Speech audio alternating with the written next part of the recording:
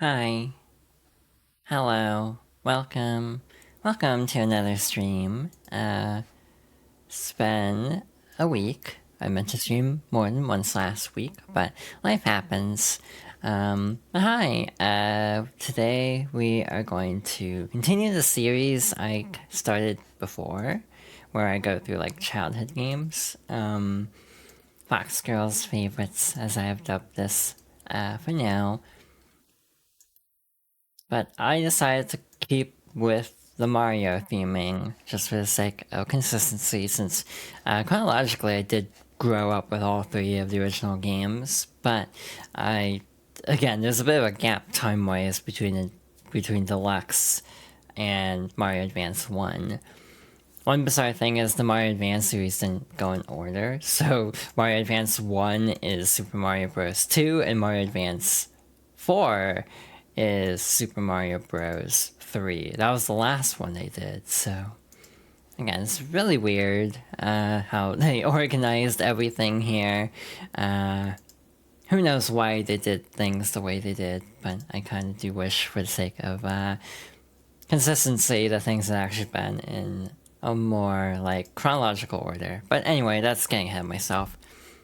I don't know what I'm doing with some of the games, though. I'm thinking about Mario World, which would not be one of my childhood favorites. But then there's also Yoshi's Island, which I did grow up with, but that game is miserable to 100%. So I don't think I'll 100% it, even if I do end up playing it. Hi, it's me. I'm the problem. But in all seriousness, I hope everyone's having an alright day, an alright time. Hi, Chibi. Welcome in. Not a whole lot to talk about, really. I did want to point out that I put the goal back up just because, how do I talk about this politely? Things are a little bit dodgy, not just, in terms of, like, finances, it's like, I'm fine financially, but in terms of, like, being able to, meet friends and, upgrade streaming equipment, maybe even, like, pick up games for streaming, I definitely don't have a whole lot of room beyond, like, necessities at this point, and things might be dire going forward, so... I did decide to put this little goal back up. I did have it before, but felt self-conscious about it, and took it down, but I did put it back up now, so... All additional support is totally optional, but greatly appreciated. You can donate through a Ko-fi, or a Ko-fi link below the stream in the About section. And you can also... I also have a throne now. I don't really expect a whole lot of use out of it. I didn't even put anything on it yet, because I don't know what to put on it, so... At some point, I might try to, like, promote that more, but I don't know at this point. And then obviously there's subscribing as well. I don't have emotes at the moment. That's kind of the problem of, like, oh, on one hand, emotes would be nice. On the other hand, until I get emotes, I can't really incentivize subscribing very much. I don't even run ads most of the time. So, it is the conundrum of... I basically need to make more through streaming in order to, like, commission, or forward commissions, or feel comfortable paying for commissions. But it's harder when I'm not incentivizing it because I don't have emotes. Yeah, it's a circular problem. But this is getting a little bit into the weeds of the technical side of streaming to some extent, so I think we should jump into the game. I swear my VTuber model always kind of ends up, like, head tilted slightly. It's like, am I just sitting oddly, or am I leaning, or what? Either way. Pause the music. I need to figure out a setup to get it to not, like... So it just pauses during a scene switch, but I don't want to overload OBS. We'll hop over here. We have a nice little layout set up for everything. Specifically, this is the widescreen layout. I saw it work on the the 4x3 layout I had, but the problem is a lot of retro games, they're sized differently from one another. Like, a sizing that works for one won't work for another, which makes it really confusing to try to, like, make a consistent, like, retro game layout. I know others have, but, not having the best luck myself. This cord is all tangled up with my mouse, so, one sec while I try to, untangle this a little bit. God, how did it even end up this tangled? I'm so confused, like, what happened? Either way, there we go. I'm also having a weird problem where I have, like, a noise cancellation filter on. It keeps, like, glitching. It's, like, probably an NVIDIA problem, or an OBS problem, or a Windows problem, or all three. So, I have to, like, turn it off and on again, literally, to get to actually engage, which is, not the most convenient thing in the world. I'm also going to reset the capture card real quickly, just to make sure everything is, like, visually synced up, just in case. Oh, hi, Nicole. Super Mario in real life. Yeah, I guess we'll hop in here. Ooh, this is loud, but the game itself should be a lot quieter. Alright, Mario Advance. This is another pretty important game to my childhood. Super Mario Bros. 2 specifically, the NES version, I did grow up with. I never got very far in it. This is like my least played of the original trilogy. Not because it's bad or anything. I actually think Mario 2 is a pretty good game. As a kid, I didn't really like it because it was very difficult, but I've kind of warmed up to it nowadays. Partly because I'm better at platformers than when I was like 4 years old. But yet again, I didn't actually finish this game until this version. Partly because of the ability to actually save. That's very helpful. Instead of having to use like a continue system. Or we'll mostly be playing as Princess Peach, I'm gonna be honest. Just because she can float, and I'm not great at this game, so we need all the help we can get. So the Mario Advance games are really interesting, kind of like Mario, Super Mario Bros. Deluxe. These were basically a series, in this case, of handheld Mario ports. A lot of these do have some modifications. Mario Advance, I think, is the most changed mechanically. Like, a lot of things do work slightly differently, and they also added some stuff like 5 coins in every level. That I think do unlock something if you get them all, but I've actually never gotten them all, so I don't know what it does. Coin mechanics are the same as Mario 2. Like, you do have the little, like, warp doors that take you to another part of the stage. You can actually get, like, items and chuck them at people.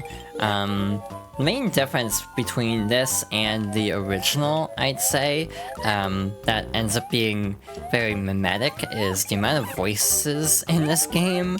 Characters talk constantly.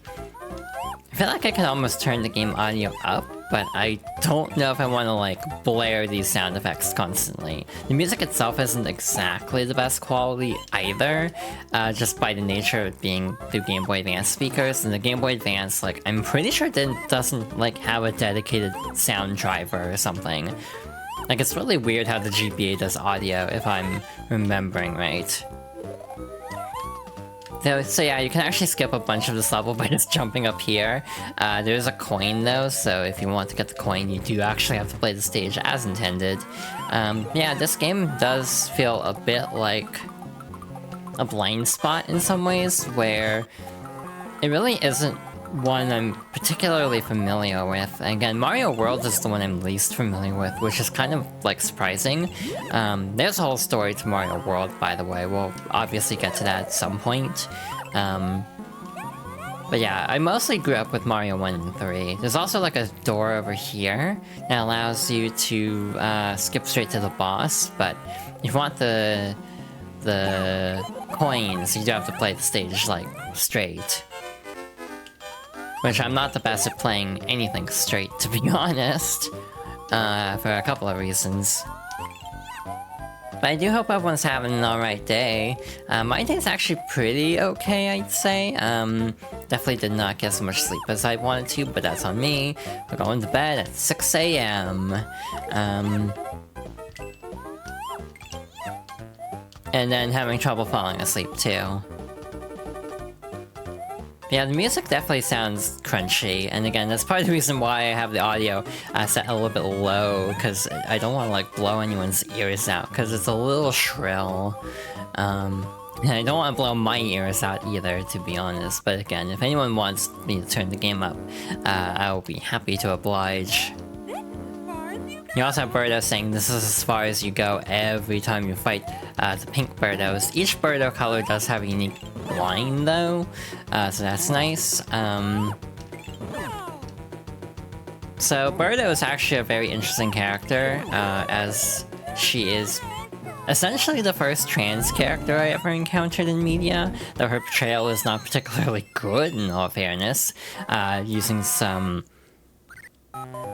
descriptors that I think are not the best, to be honest. Just like the way they describe it, but later games just kind of act like... not act like, but they say Birdo's like straight up a woman. While this game is a little bit more like dodgy with its wording, unfortunately. But it was kind of my first like experience with the concept of like being trans.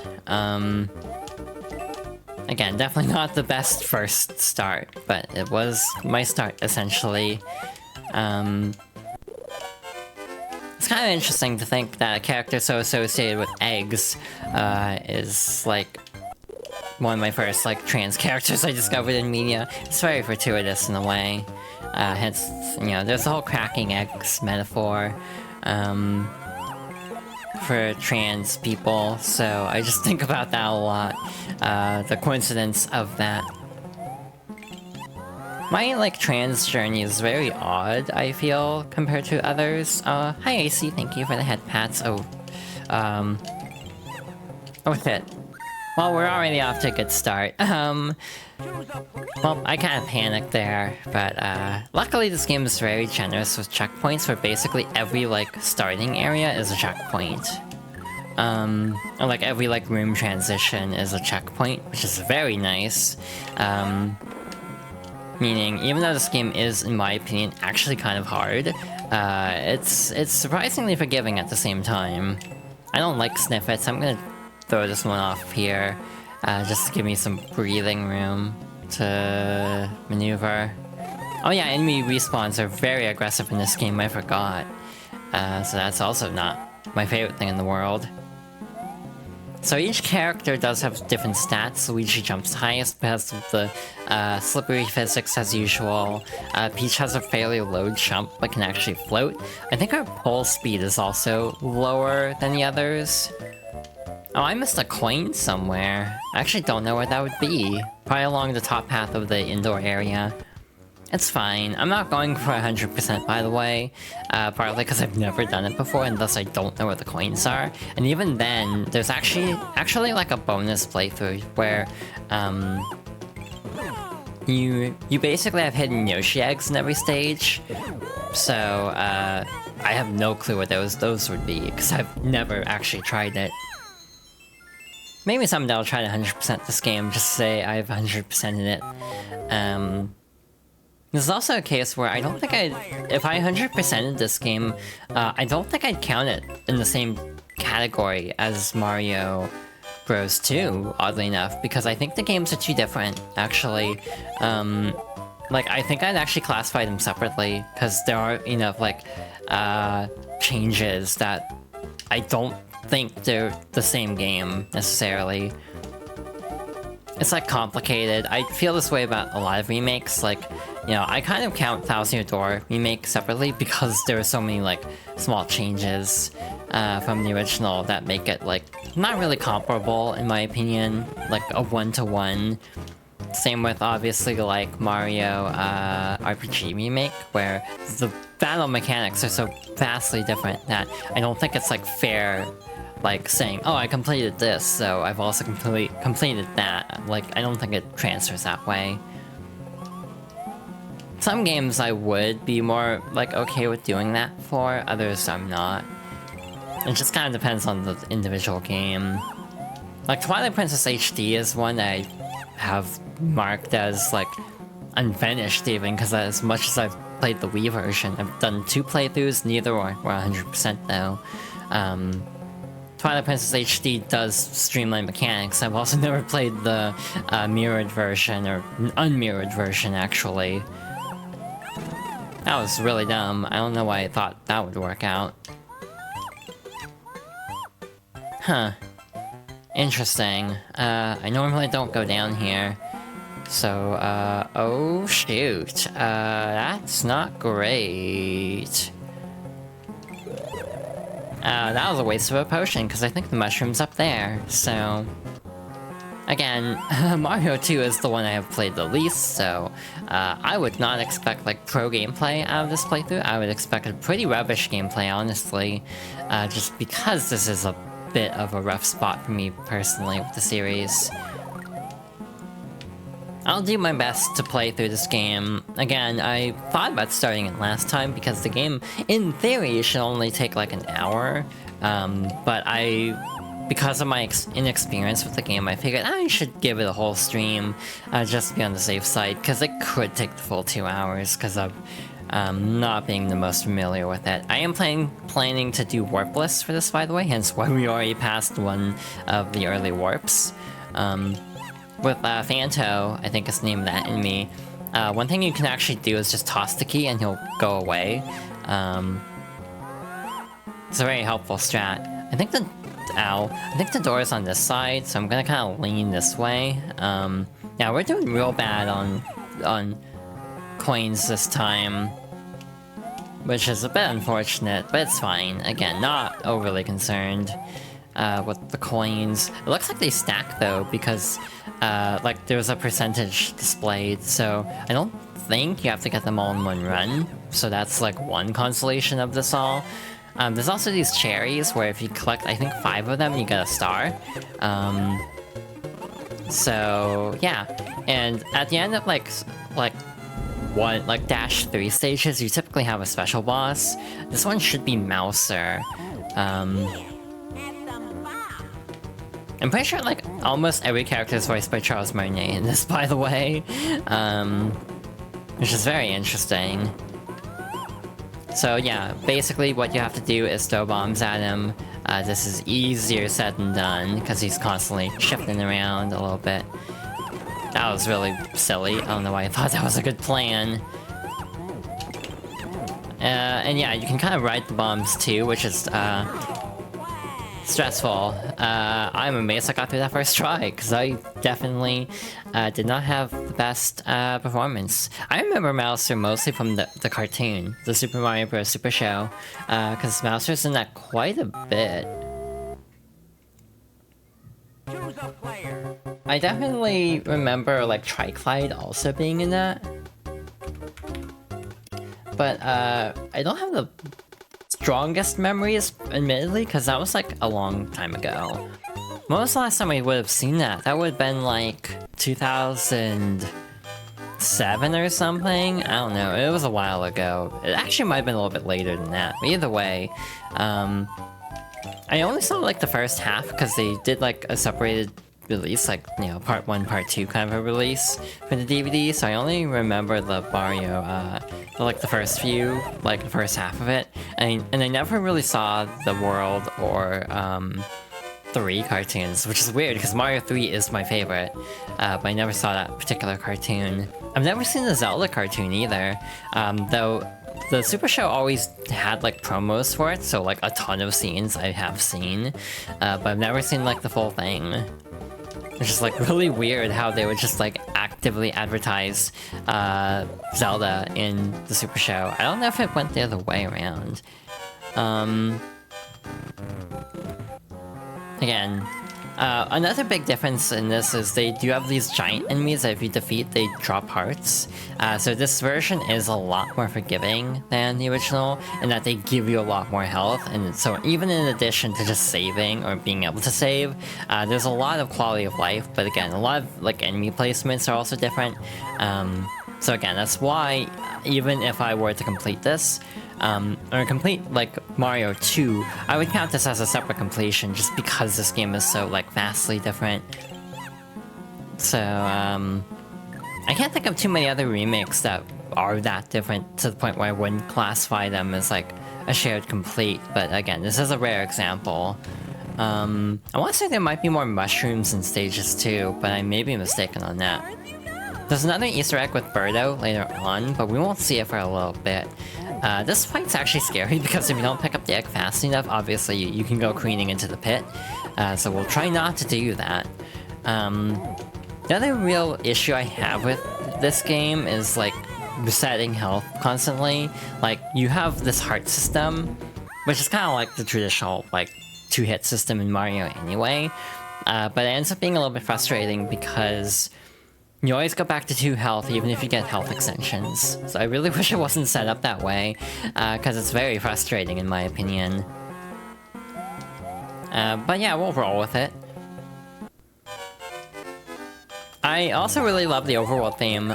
Genuinely, Mario 2 might have one of my favorite overworld themes. Like, I will always remember the Ghost House version. Oh, it's used in a ghost house, is not themed around a ghost house, to clarify.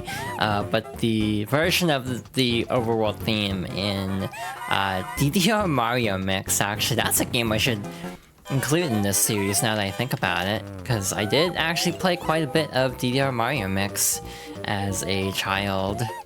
I never used the dance pad because I was never in like good shape as a child. Let's be real, I still have respiratory issues, but my respiratory issues were like really bad when I was a kid, to the point where I definitely would not have attempted that on an actual dance pad, unfortunately. Yeah, this playthrough is simultaneously going better than I guessed and worse than I guessed. Like, we've already died twice, which isn't great, but I kind of expected as such. You have to be in good shape. True, it's just like, for me personally, it's like I had essentially asthma, so like physical activity did not seem like the most inviting thing at the time. Like, just to clarify that a little bit. I definitely feel like it's better now than it used to be, but it's still not like great in all fairness. Okay, I did not botch it. Like, obviously, you have to position these doors properly, so it's very easy to accidentally lock yourself out of the mushroom, which is very unfortunate when it happens. Yeah, you can use GameCube, but let's be real, that D-pad is awful for precise inputs, so never had the best time with that. I basically use face buttons in analog. I'm also like someone who uses the analog a lot in games, like more than usual. Like, I'm currently using the control stick right now. Like, a lot of people find that like sacrilegious to use like a control stick for a 2D platformer, but I just genuinely prefer that. And I think it's because I grew up with a GameCube, Game Boy player, so like, if I'm gonna play a bunch of GBA stuff on my GameCube, I'm gonna be using the D-pad, because the analog stick, because the D-pad on the GameCube controller is just so miserable to actually use. Some do work better inherently, like Celeste, obviously, because you have like the gold feathers and everything. I'm gonna do something real crafty, where I'm going to set this up over here, and then hopefully let them fall, and thus I don't have to worry about actually contending with them. So yeah, we actually got all the coins for once in this stage, but this was also the wrong direction to go, so oops. Hey, we got 1-up out of it though, so I think it's worth it. How do I get back up there though is the next question I'm currently facing. It makes sense that the one with the sniff it's actually the right path, just because it's more dangerous. Typically like danger paths are like either something secret or progression. It's kind of interesting hearing like the old voice cast though. I'm in a weird spot with Mario voices where I'm already kind of used to the current voice actor. to the point where it's almost like sometimes it throws me off hearing like the old recordings, which is like weird. Also, red Birdos and green Birdos have the ability to throw their bow like that, which is kind of a neat little Easter egg. I don't think that's in the original Mario 2. That's only in Advance, I want to say. But yeah, we do have different types of Birdos too. Red Birdos shoot fireballs intermittently like this, so they can be a little bit of a pain in the butt to deal with. Yeah, Birdos are a very fascinating character. Like, not one of my favorites, but I do appreciate the trans rep, basically. Also, it's very noisy around here right now, so I do apologize if you're hearing background noise. I was just checking like my monitor to see, and yeah, I think it's coming through a little bit, unfortunately. But hopefully it's not too distracting.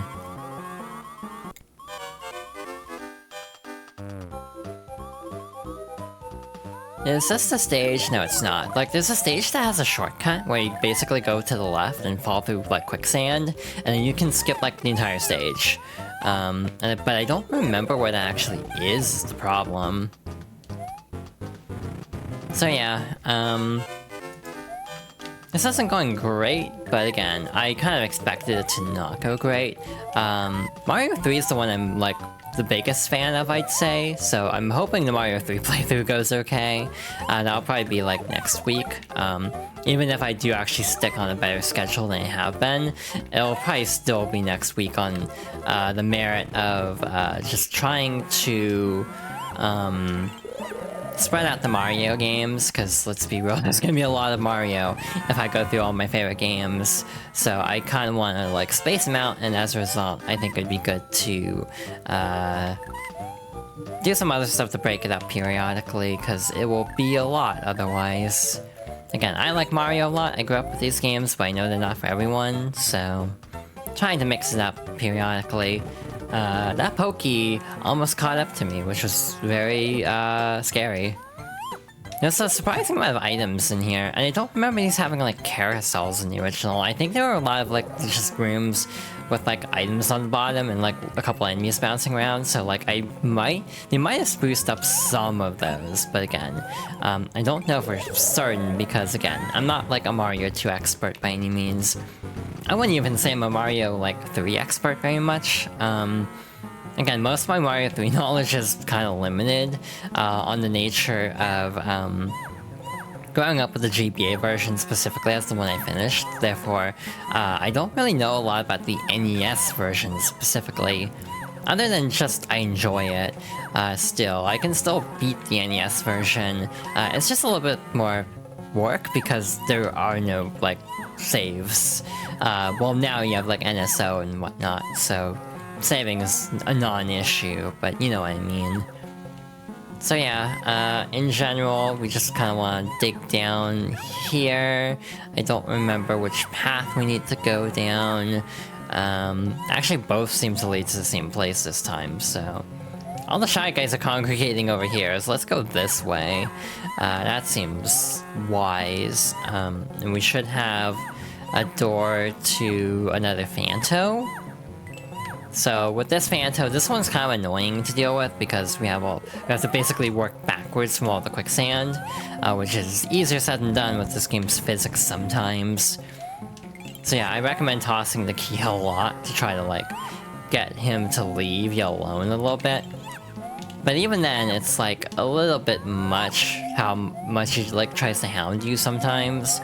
I'm not the biggest fan of this mechanic, to be completely honest, just by, not really... It's kind of weird, actually, because on one hand, I play Resident Evil, so you'd think I'd actually be okay with, like, chase mechanics, but I almost feel like Mario 2, being a side-scroller, is a little bit harder to make chase mechanics actually work well. It's something I kind of feel like with the enemy in Metroid Dread, where it's like, in a 2D game, having like an enemy chasing you down constantly almost feels a little bit more restrictive by the nature of not having a third axis to try to like maneuver around. So this is Tri-Clyde. That's interesting. Every like, the dialogue starting for each head actually causes like a brief moment where the gameplay kind of re-engages for a moment. So I'm gonna play it a little bit safe here. We're gonna build a bit of a wall like this. So now we basically are untouchable. So now we just kind of have to like do this. For this Tri-Collide fight, it's a little bit overkill actually. Wow, only 3 hits. I thought this one took more than that for some reason. I'm not sure why.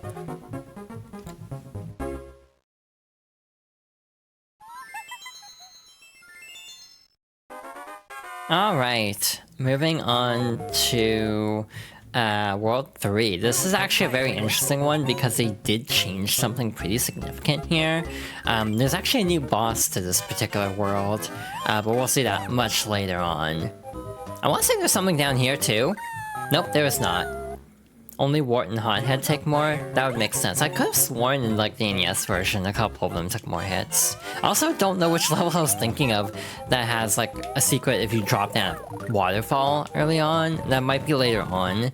No, it's here, right? Yeah, it's over here. I picked the wrong room. But my heart was in the right place at least, so that's something. Oh, I missed a coin already. How'd that happen? No idea there, but either way, we have this long-ass row of, like, turnips here. It's kind of interesting when you think about, Mario games, how much, like, oh, I think this is a warp. Like, you have to, like, warp using that jar, and, like, there's a door somewhere in there. But what was I saying? It's kind of interesting when you think about how, like, restrictive Mario character movesets are in Smash Bros. Like, in terms of representation of different, like, parts of the franchise, where it's like, yeah, a lot of Peach's moveset's still heavily based on Mario 2, with, like, floating, which has, frankly, become a staple of her moveset, but also her ability to, like, you know, get turnips in Smash. It's like, she really could get a better down B, I think. Again, my general feeling on Smash Bros. Is I am not looking forward to 5 more years of Smash Bros. Discourse with character picks. That's my actual take on it. But for a less, like, snide take, my Smash Bros. Take is I kind of want a rework to, like, everybody. That's like my biggest wish list is like a bunch of characters get reworked. Well, that sucked. Trying to get the coin caused me to fall all the way down. So we have to make this slow climb all over again. You know, a Mario 2 remake would be interesting from the perspective of potentially getting rid of the screen scrolling. Kid Icarus would be in the same boat, where I'd actually be curious to see like an actual reboot of this game, or like a remake of this game that basically played the same, but it had the same levels, but had everything seamless. Kind of like Link's Awakening. Yeah. It's just a lot of like stubbornness, basically, which is like Sakurai's MO at this point. Like, a lot of this development of Smash is very like, I don't want to say insular, I don't know if that's quite what I'm looking for. Well, that sucked. But there is a sense of like, Sakurai is, like, notoriously, like, a control freak, is my interpretation, and is always constantly overworking himself also. So it's like, I would really love for someone to take the reins on this franchise that isn't Sakurai, just to see what, like, a different interpretation of, like, Smash Bros. Could be. But my honest-to-God take is, as long as Sakurai's alive and still working in this industry, the chances of getting, like, anyone else working on these games is incredibly unlikely. But I genuinely think, like, fresh blood is a good thing in this industry. Like, Mario, as an example, like, the people working on Mario games is, like, vastly different than it used to be. Like, you, well, that's unfortunate.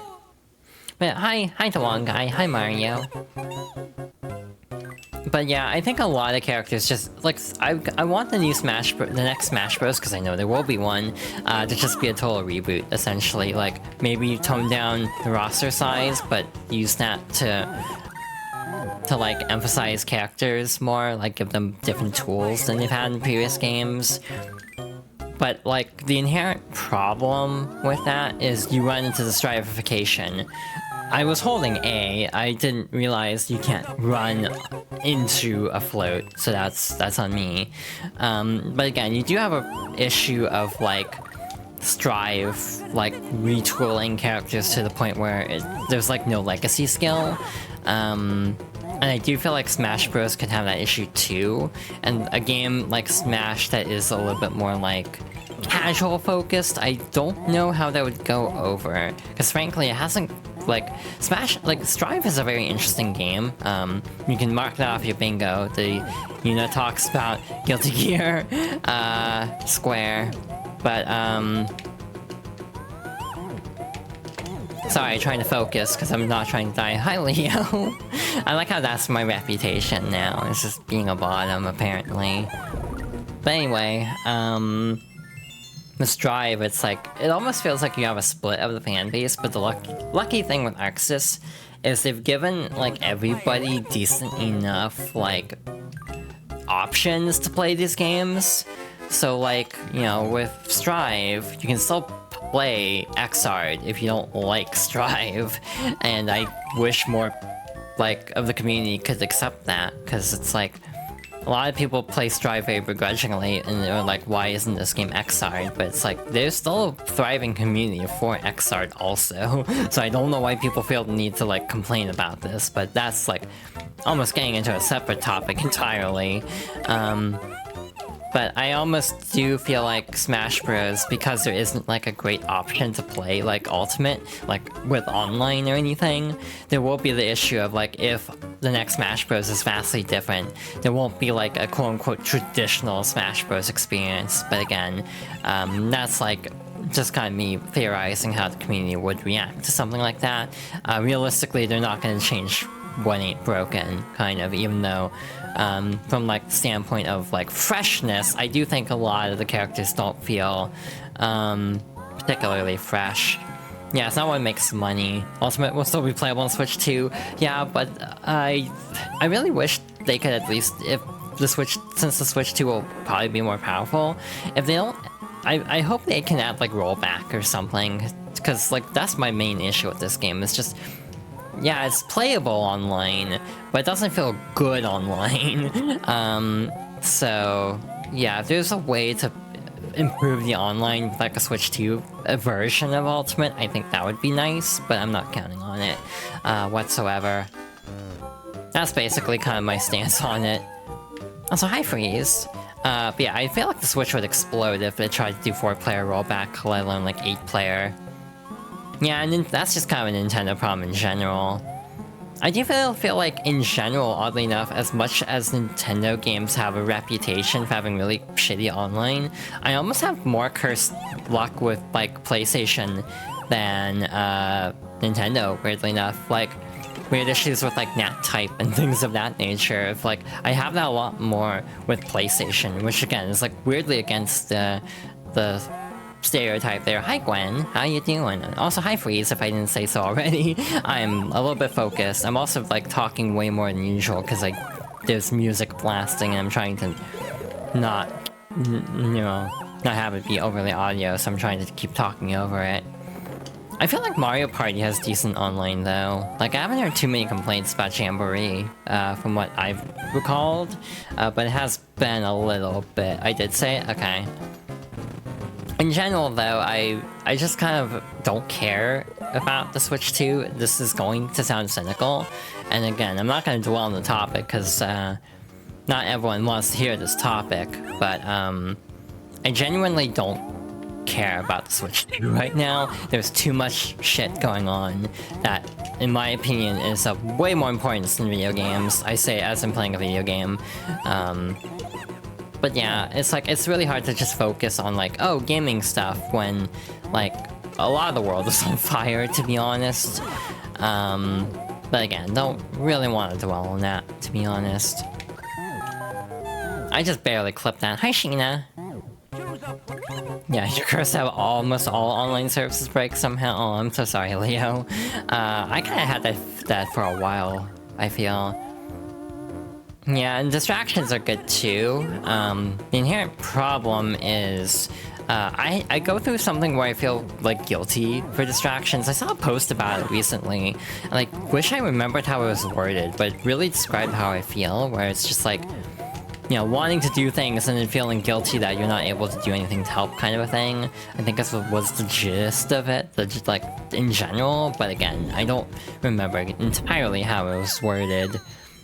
But again, streaming, the weird part is I have a hard time playing games if I'm not streaming them. Like, that's why I want to start doing game claying before too long, because I won't play anything if I don't do a game clearing. Because, like, in my free time, I'm just playing multiplayer stuff with friends, basically. I'm not playing, like, single-player games for, like, my own enjoyment. I'm just playing Rivals in Fortnite, basically. Nothing wrong with playing Rivals in Fortnite, but... you know, I have a huge-ass backlog of games that I'm not getting through because I'm just playing the same old games, like, with friends, trying to max things out because FOMO's a bitch. So, yeah. That's kind of my, like, small rant for the day. Small rant in, air quotes. You wonder if you would do better streaming things to actually play through games. Yeah, that's kind of what I want to test out. The problem is I decided my first game clear game would be Kitsune Tales, but the realization I had was it would make more sense to do Mario 3 first, because it's a Mario 3 inspired platformer. Like, I should probably stream Mario 3 and talk about why I love this game before I play a game inspired by Mario 3. But at least that's kind of just the way my brain works. Sony plays Sonado Generations. I love how everyone just decided to call it that. It's like it's valid. It's a good, like, way to describe it, but... it's like Sonic X Shadow just immediately turns into a ship, basically. I really wish I could get health right now. That'll do. Again, they give you a lot more opportunities for health, which is very nice. Oh, there's health right down there. I didn't have to worry at all. Despise FOMO. I have a better time in multiplayer with friends than solo since you don't trust randos. Yeah, that's the thing I've discovered a lot is playing with randos is hell. Like Rivals is pain trying to play that with randos. Made it cool. So yeah, we should have a Birdo, or do we? I actually don't know if there's a Birdo before this next fight. Ow, why am I playing like this today? Again, I know Mario 2 is my favorite, and yet I'm also just playing, like, frustratingly bad, I feel. And he's just making a lot of mistakes that could easily be avoided, because I'm rushing. We're like halfway through the game though. We're making decent-ish time, and this game is more forgiving, and also if it's NSO, we could rewind or save state if I, you know, I'm running out of time because I do want to catch a stream later on today. So I am kind of on a very fluctuating time limit in a sense, because again, wanting to catch something else later on. Though again, I don't entirely know when it's starting, because the thing in question is incredibly, like, up in the air, like the exact start time. Which I'm pretty sure gives away what I'm talking about. God, I hate this screen scroll, because you're constantly, like, dipping in and out and, like, causing the screen to jerk around. And look, I messed up, so that means I have to do this again. Actually, being shorter means I don't have to scroll the screen as much, which is nice. Sonic Generations is really fun, though. I do recommend it. Not even what I meant to say, I meant Shadow Generation. Sonic Generations I actually came away less impressed with than I did like 10 years ago, just by the nature of, like, wow, there's a lot of this level design that's, like, really frustrating compared to Shadow Generations, where they had, like, you know, 10 years to learn their lesson, like, to learn lessons from that. Again, I still think Sonic Generations is great, it just feels oddly lacking compared to the Shadow portion of that package. And again, even then, I wasn't as hot on the Sonic or the Shadow portion as like a lot of the fan base was, and I feel jealous of that. Where it's like, man, I wish I kind of got the same like, you know, visceral like feeling that everyone else got from this game. But I kind of didn't, and it kind of bummed me out a little bit. That happens a lot with Sonic specifically, I feel.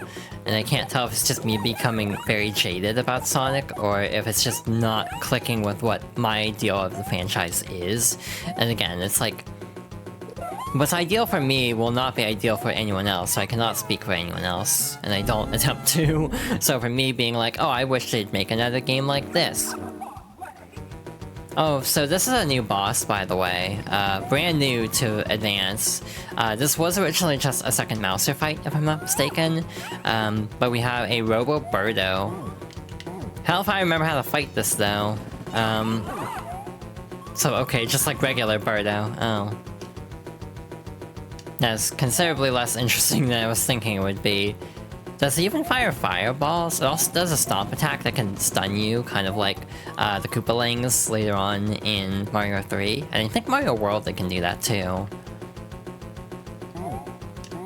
So yeah, the big difference is the eggs are just heavier, so they take a bit to pick up, especially for Peach, who doesn't have the best carry strength. The other problem is, like, Toad has a worse jump, so I don't know how much trouble he'd have, like, with the jumping up to the chains part. So it would probably be best for like Mario or Luigi, just because they have better like jumping height to reach safety. Okay, so Roberto also takes more than 3 hits. Makes sense because this is a new fight to this version.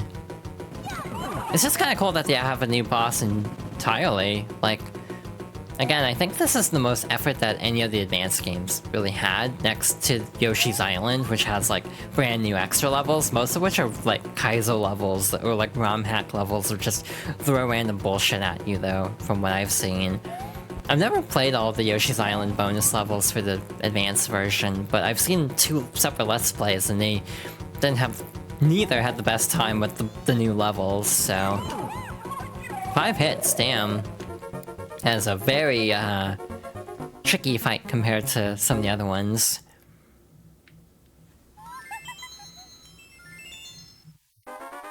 Alright, so far so good. That means we should be past the halfway point, or, well, pretty close to the halfway point at least. Oddly enough, this is the world I remember the best. I don't know how, like, Kid Me got this far. Because I feel like I don't remember a lot of the other worlds. I remember, like, this world specifically. I do remember the Austro level from, like, 3-1. I do remember that part. So I must have played without warps. I also remember getting, like, a ton of immunizations today on a specific day, and then coming home and playing Mario 2. So I'll always associate it with that. Like, that's how young I was when I played this game. And yeah, I don't remember who I even played. I probably would have played Mario, but nowadays Mario is actually not my favorite Mario character. Of this cast, I'd probably say Peach followed by Luigi. But in general, my favorite Mario character is Rosalina.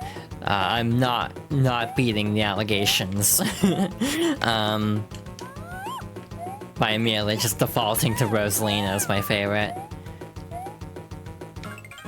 The context of that is, like, there's a lot of, like, jokes about, like... I think it's just mostly that one, like, YouTuber who does, like, the videos on, like, which, like, what does your character say about you? And, like, for Rosalina, it's like...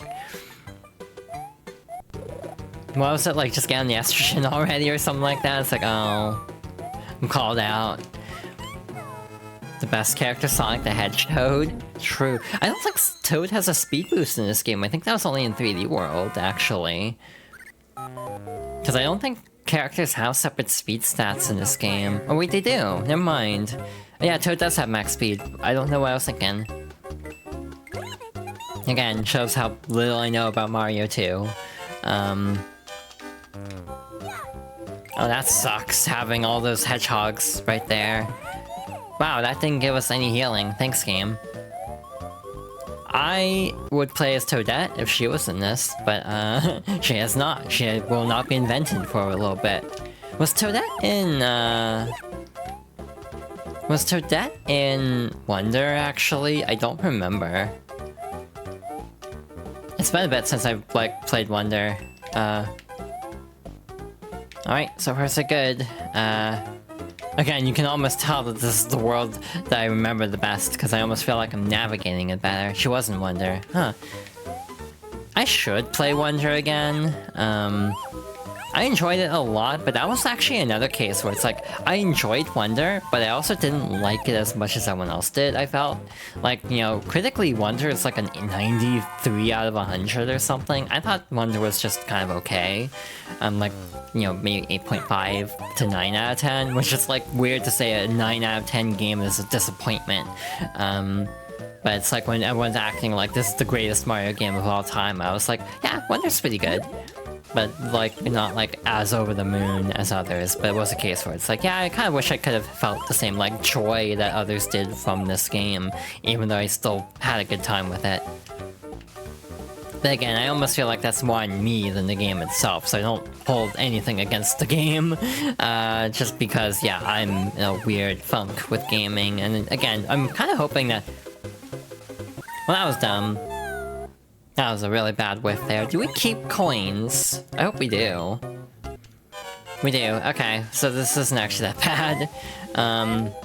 Hey, the 1-up even respawned.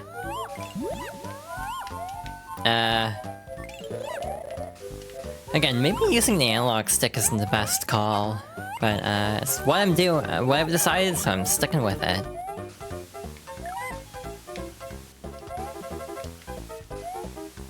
Yeah, Mario 2D games are kind of the same way. Partly the new Super Mario-fication of everything.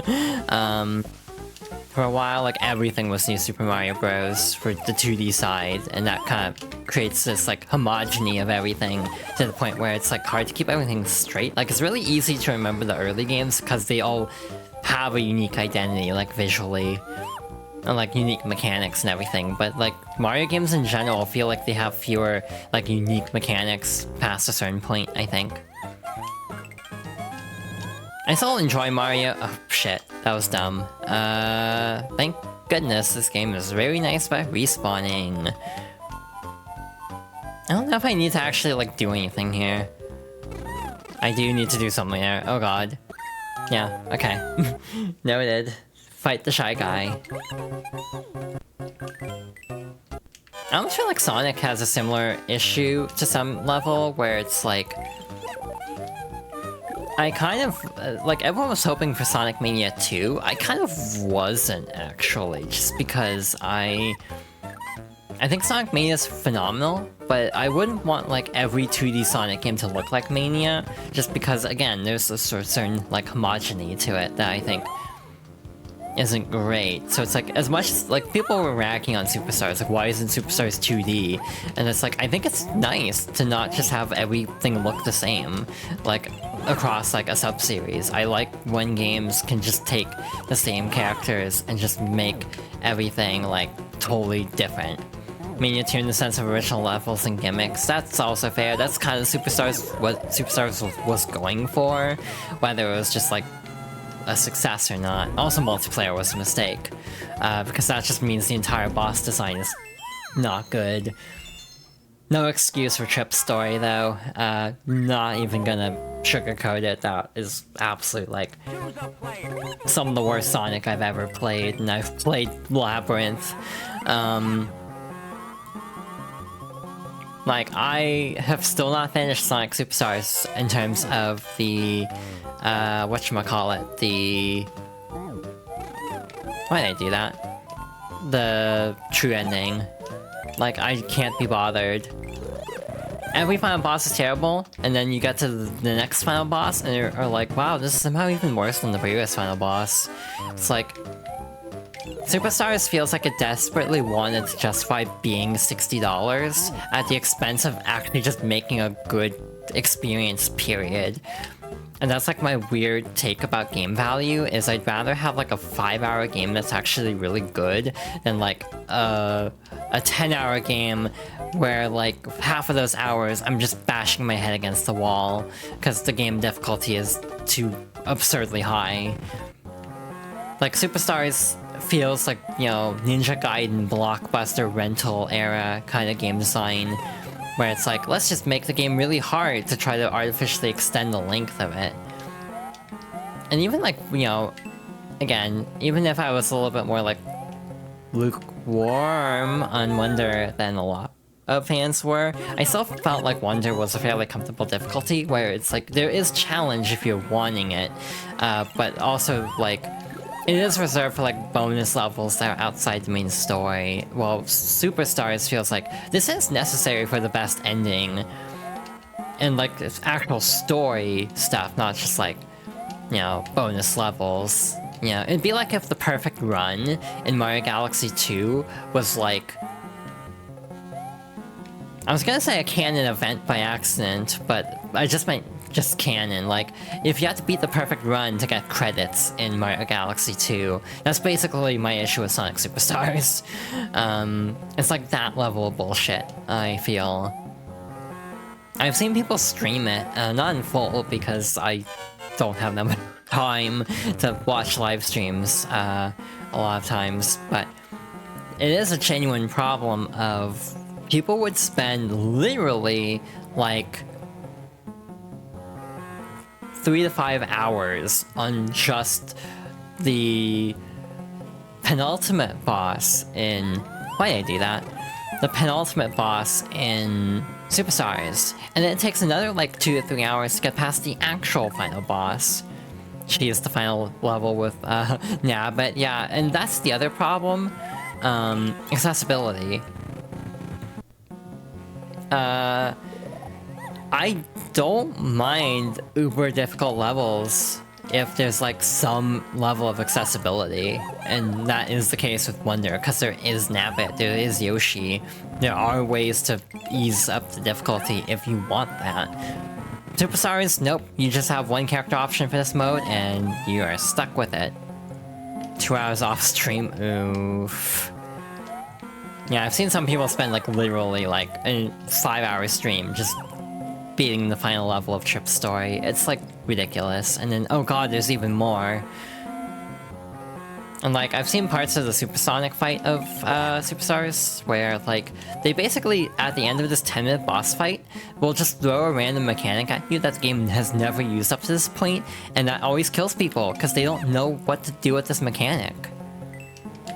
It's like, oh, let's introduce a mechanic at the last minute that no one can know how to deal with, and then if you don't know how to deal with it because it's a new mechanic, you have to redo the entire 10-minute boss fight.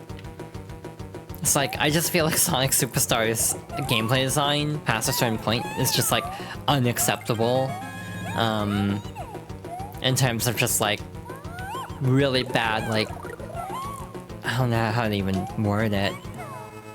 Having new mechanics during the final boss, yeah. Oh, this boss, I'm not looking forward to. I don't like Hothead, to be honest. I don't remember this animation. That's actually kind of cool, but also like very long. So yeah, not having much success. It would help if I pushed the right button, though. At least they gave me health. I don't think the original does.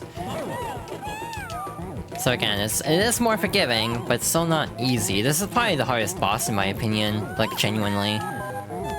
Next to Wart, I'd say. This fight does kind of suck in my opinion, so we'll see how many times it takes, because it might take a few.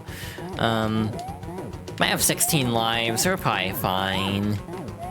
Probably. New mechanics in Final Boss can be cool.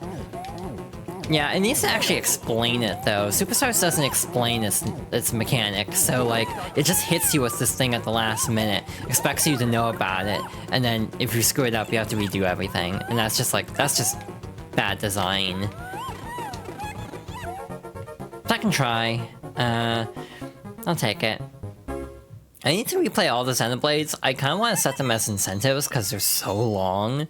But again, I always feel bad setting donation incentives because I barely stream as is. I'm really not keeping up with streams as much as I want to. The explanation for that is, for what it's worth, I like hanging out with friends. So it's a case of like, oftentimes it feels like I have to like prioritize, do I hang out with friends or do I stream?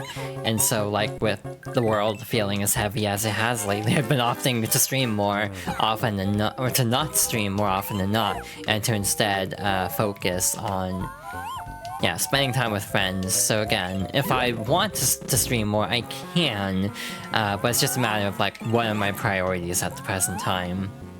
I don't know if any of that made sense, to be honest.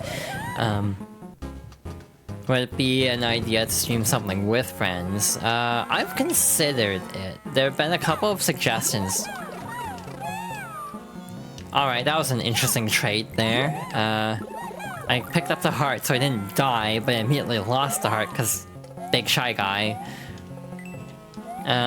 There's also like a hidden door at the very top of this area. I don't know how to get to it though. It's like really high up. So I've never been able to figure out how to actually get this one item. Coming up over here. Yeah, it's like over here, I think. There's also like a thingy over in this door, so might as well get this. That is the wrong pillar, it's on the other pillar. Okay, I'm amazed I actually timed that properly, but yeah, you can get up there, and there should be like a 1-up or something, but I normally don't have much luck going for that. I forgot that's what this Birdo sounded like. If I'm remembering right, the green Birdos do not fire eggs at all. You basically have to rely on the mushrooms. Which is easier said than done when you have the slow pickup speed, but luckily we got through it without too much resistance. I've thought about organizing multiplayer stuff, like I've thought about like setting incentives to be like, oh, we can like try to do a collab stream, but I don't know. So it's an issue of me just being bad at asking friends to do stuff, to like hang out. Like a lot of times when plans come up, it's because other people have made the plans, not because I have made the plans myself, to be perfectly honest, so...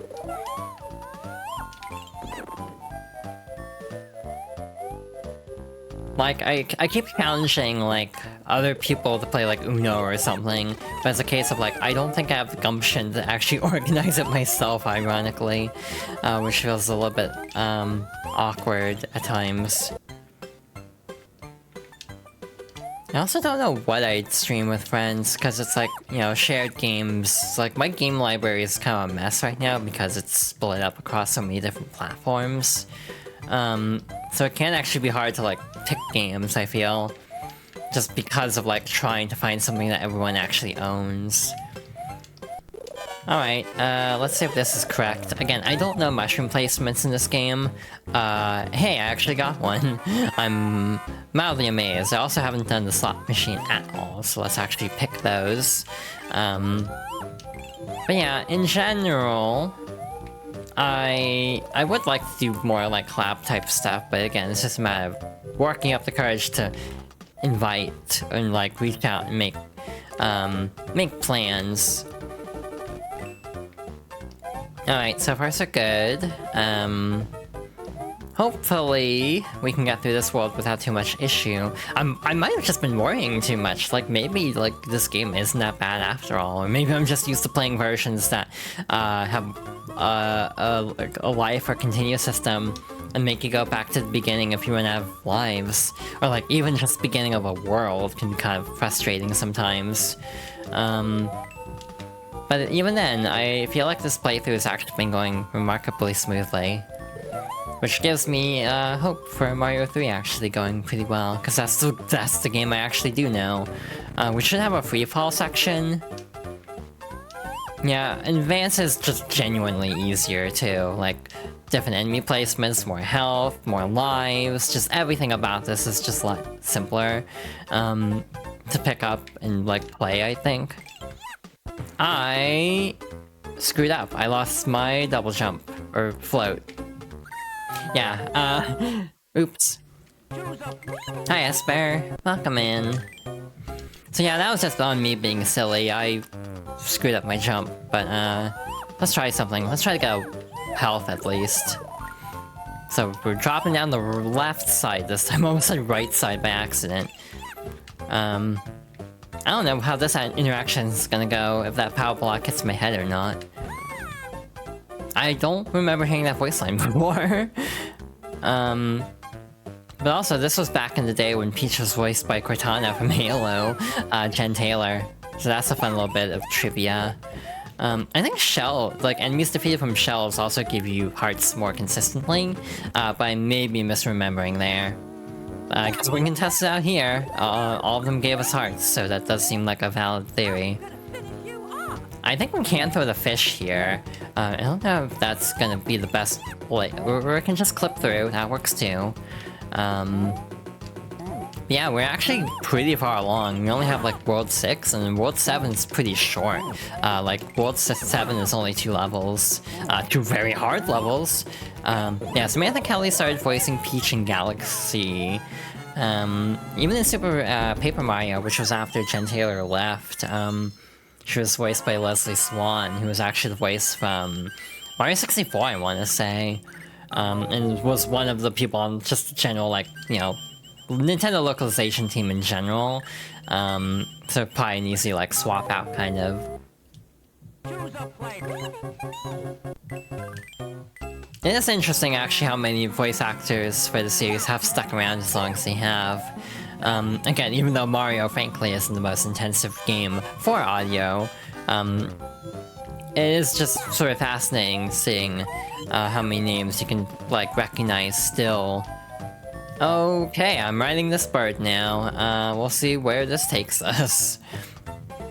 Alright, this seems to be working out great, so no complaints so far. I have some complaints now, because we have Bob-Ombs. By the way, this was the first appearance of Bob-Ombs, which is very fascinating to me, because, you know, blah blah blah, Doki Doki Panic, blah blah blah, you know, the old tried and true, did you know this game was Doki Doki Panic, is what I meant to say. Scared Nintendo out of using budget for voice work. True. My issue with Sunshine isn't the voice direction. I actually like the voice acting in Sunshine, but I'm also a Sunshine shill, so what do I know? That's like my childhood right there. If I just like Fox's or Fox Girls favorites is what I've dubbed my series of playing through childhood games. We'll definitely hit up Sunshine at some point. The big question for me is, do I do 100%?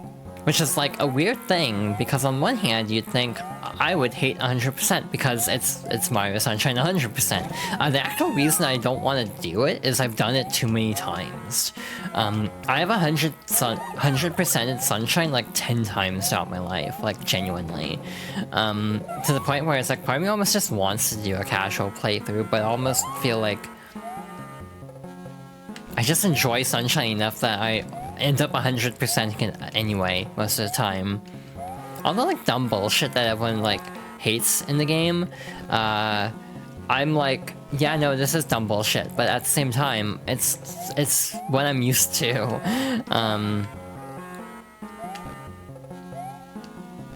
Why did I think of the quote, "You wouldn't last an hour in the asylum," where they raised me in response to this? Because it's like, yeah, you know, all the, like, really infamous Shine sprites, like, I'm used to, like, a lot of the weird quirks of them, like the pachinko. So, like, I can even do that, like, second or third try consistently. And it's just because, like, I've played too much Sunshine for one lifetime.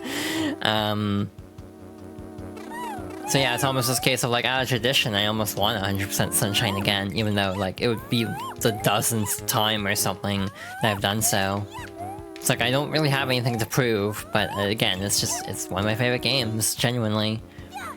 And again, I know that's like an interesting take, because Sunshine is a bit hit or miss, depending on who you ask. Fighting this Birdo type with no health is stressful, as it turns out. Galaxy 100% I would also like to do at some point, but the inherent problem is Luigi. Like, do I play Galaxy 1 on my own time and unlock Luigi and then do the stream playthrough as Luigi? Or do I do, like... do I just boot up my file and just be like, okay, I have this unlocked, we'll just play Luigi this way? I do like the implication of, like, these just being regular enemies that Wart is powering up through magic. A little bit of extra storytelling. You'll make a tasty treat. I hate this fight. It's super unwieldy in my opinion. Like, just trying to, like, land and then pick them up in time. Stop partway through longest, that's fair.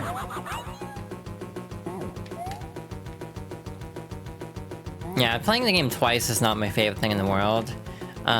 See, like, the problem for me as donation incentives I'm trying to come up with, they're either, like, horrifying or, like, stuff I would just, want to do anyway, so, like, why am I asking for donations for this? Why is this an incentive if it's just a playthrough I'd probably end up doing on my own anyway? Damn, okay. That is the smoothest claw grip fight I think I've ever had, and it was not smooth, so, that is saying something. Trying to remember the context of Scoot the Burbs from 4 minutes ago. Yeah, I can see why Toad would make that fight a lot easier.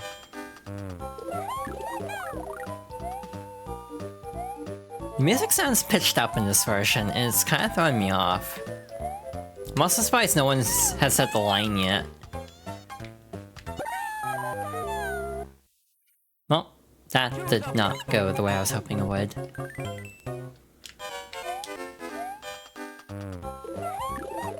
If you're wondering what I mean by say the line, you know exactly what I mean. Or I could have said, oh, you know. Had a temptation to do something just now, depending on if we do a raid after this, but I don't know if I want to be that mean.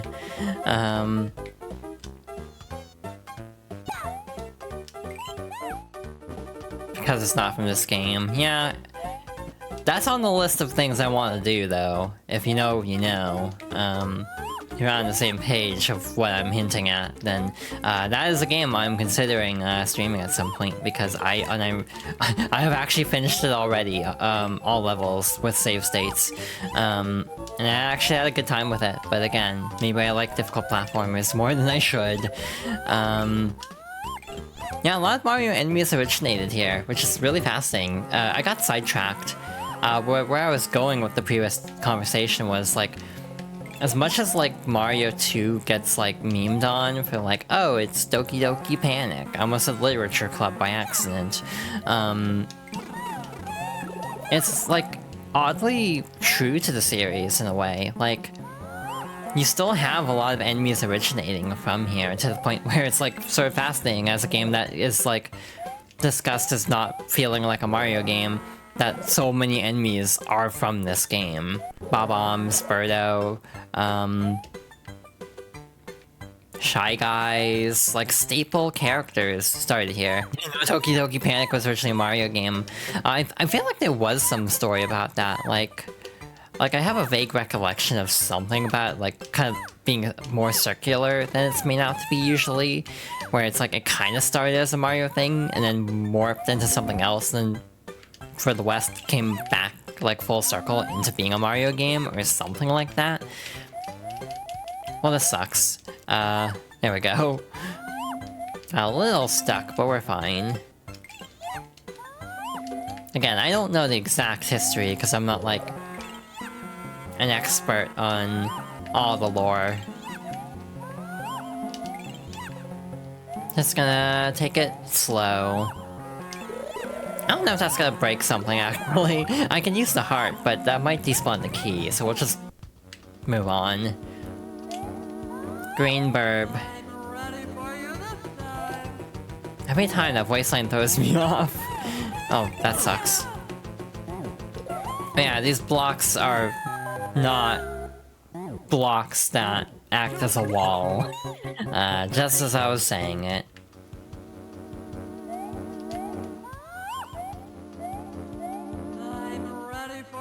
Yeah, I was really lucky we didn't die on the fights that had, like, the long-ass dialogue cutscenes beforehand. Actually, the bosses don't have that. Never mind. Part of me just wants to take the L and restart this, because it's such a bad start to this fight. By losing a block right away.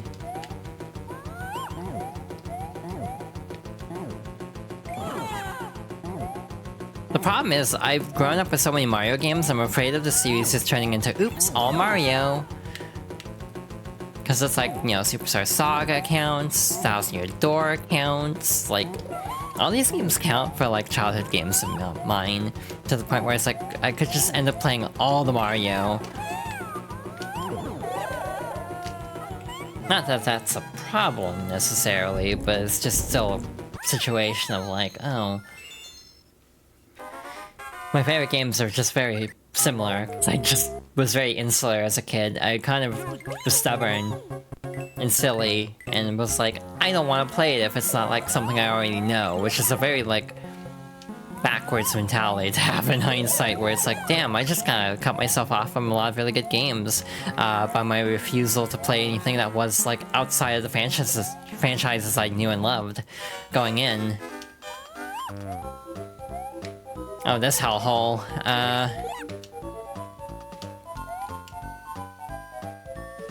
Maybe a lot of Kirby games. Kirby's gonna show up eventually.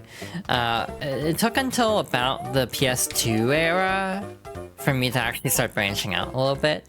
That's I guess that's a story that can wait till later though. Because I will definitely be talking about some of these games in this series. If we got that far... That was dumb. I don't know why I went back for that. What else?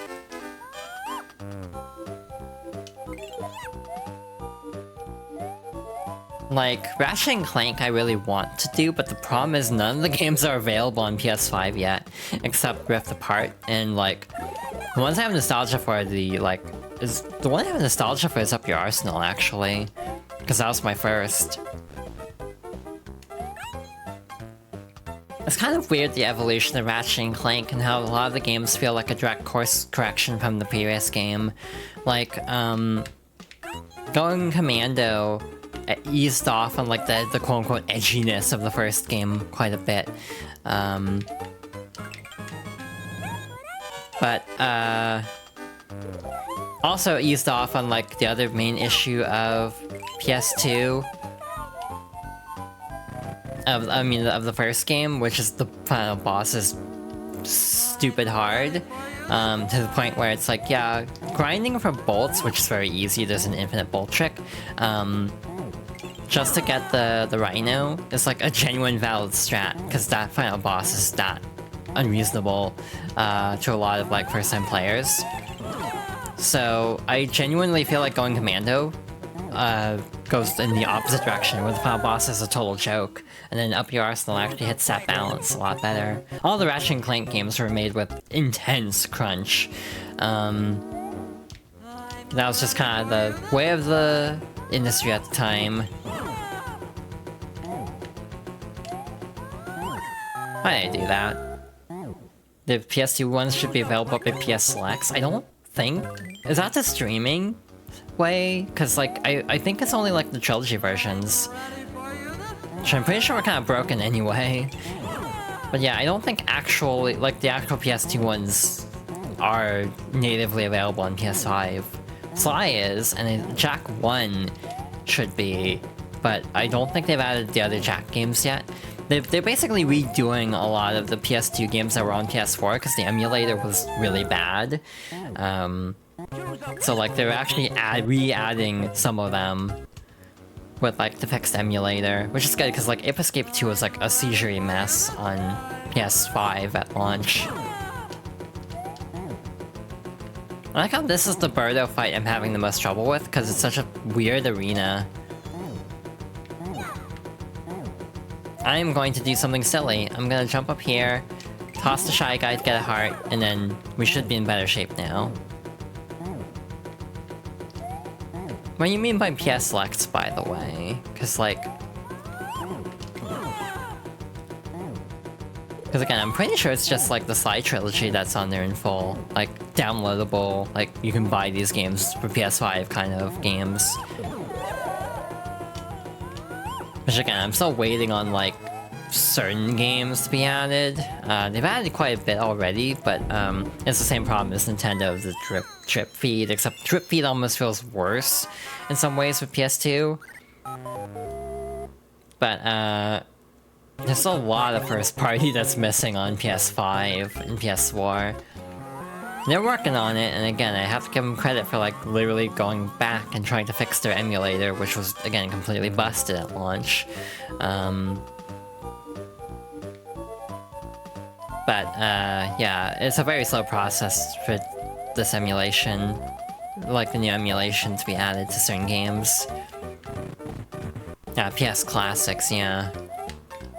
Yeah, again, I don't think Ratchet's on it yet, because I've been, like, meticulously following it, because I'm, like, waiting, like, counting the days until Ratchet and Clank are added, because those are the ones that are, like, I'm most excited for. Though I will be interested to play Sly. Oh, by the way, there's actually that quicksand pit. Now, let's just skip the entire level. I kind of didn't draw any attention to it, and I also have not been using skips so far, to the point where, like... I probably shouldn't have used that, by the way. But, oh well, it's too late now, I guess, unless I restart the level. And I would have to, like, totally restart the level, too, because there's no, like,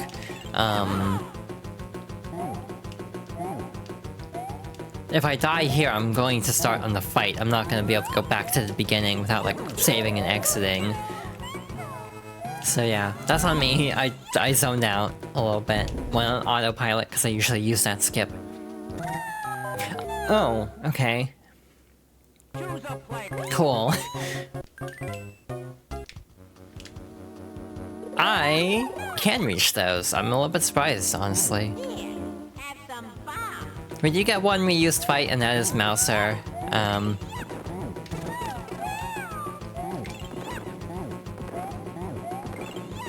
I hate this. I am going to go back over here and get this heart, because, I've just not enough height to make this work very well. You can also just have the bombs land directly on your head, and you'll actually hold them, which is a faster way to pick them up.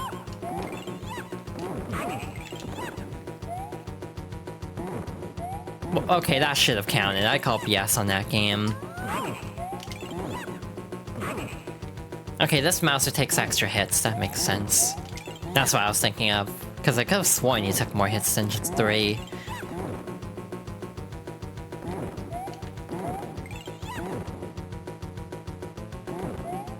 Okay.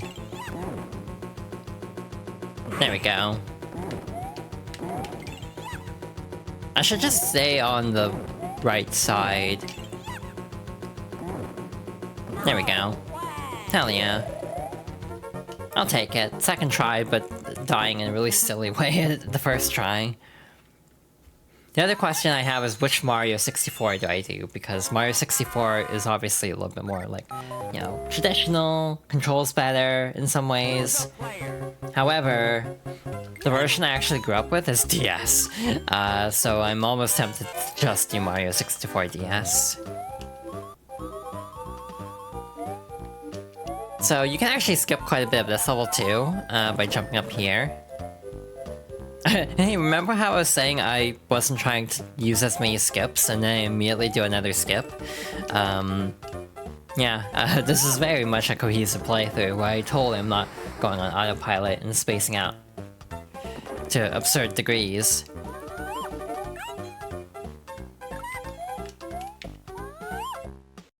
To be fair, there is a coin there, so they do expect you to go that way.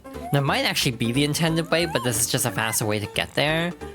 Yeah, we haven't warped, so it is still warpless. It's just not... I am using more shortcuts than I intended to. This part's dumb. I don't like this set piece. Just because of, like, weaving through all the enemies feels impossible. Especially because they're like infinitely spawning. Oh shit, this one turns around. I screwed up. Okay. Oh, thank God. I actually need this desperately. Come on, gotta make this count. It's also weird seeing like ninjas finally returning as like a staple enemy in games. Like, you know, you have Origami King obviously, which again I will still swear by Origami King as a game I actually enjoy quite a bit, even though I also fully admit it has like fundamental flaws that I think are worth pointing out. It's almost like nuance is good in gaming discussion. Oh, I got killed by screen crunch.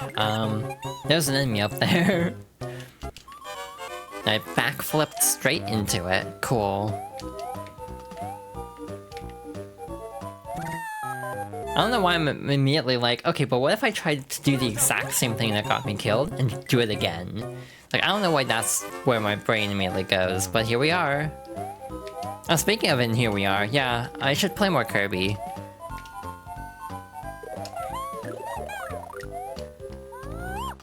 I can't explain it if you don't know. Like, why in Here We Are is making me think of Kirby, but I swear it makes sense.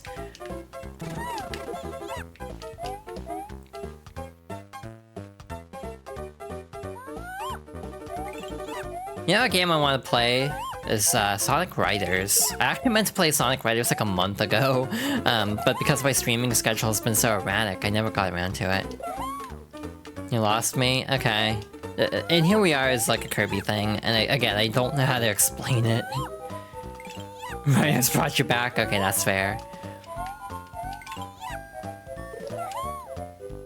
For those who don't know, don't worry about it. Exactly. I love Forgotten Land, though. I think it's a fantastic game. It's got some weird bullshit in it, though. Like, I don't entirely agree. That was dumb. I don't entirely agree with having, what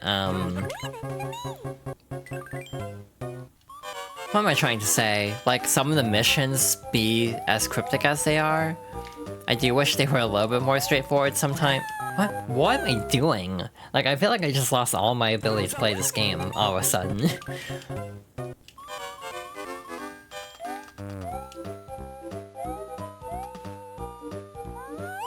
I'm thinking too much about Kirby. That's my problem. I mean, I can think of worse reasons to scrap the game than thinking about Kirby. Like, genuinely, what the hell is happening? Because I just feel like I lost a lot of skill. I think I've lost the brain cell for today.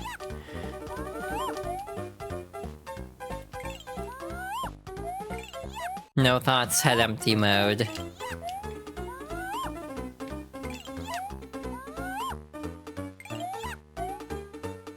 I really want to see what they do next for Kirby.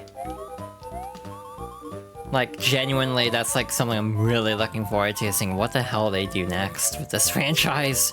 This cursed-ass franchise.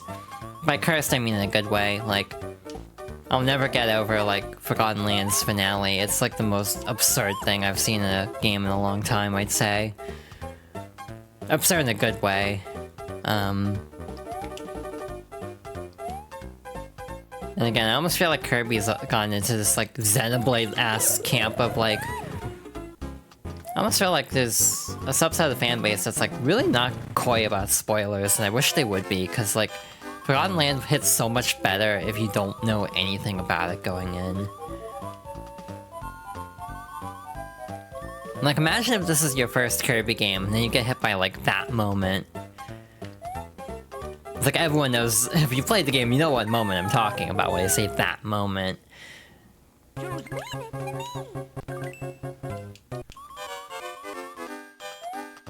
Okay, locking in, or at least attempting to lock in.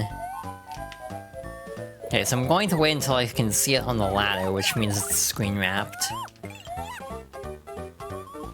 We're not even on the hard level of this world yet. I'm nervous. Alright. So far, so good.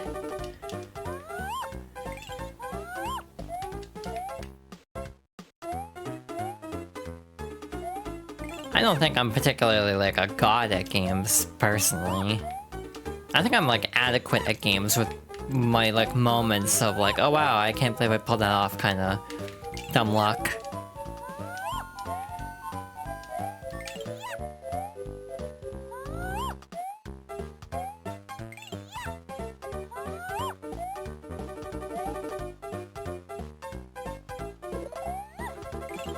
I'm not even gonna worry about the potion this time. This is dumb. Trying to like maneuver around all these little insects. I'm just gonna keep moving and hope for the best here. I don't even know where the mushroom would be if it's not up there. Maybe it's on the lower platform, like you have to drop down. That's probably it. So I probably did the right thing unintentionally all along. Alright, this one's mean. They give you only one mushroom block for this. My best advice would be to yeet it as much as you can to get it, like, in a position where Birdo's, like, not gonna camp it, basically. Well, camp it as much. I wanna throw from the... shit. Well, that's awkward. I want to throw from the right side, because that'll give me more room to pick it back up again.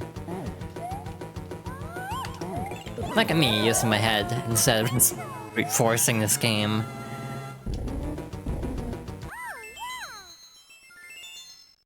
Again, the other game I'm really on the fence of how to tackle is FF7.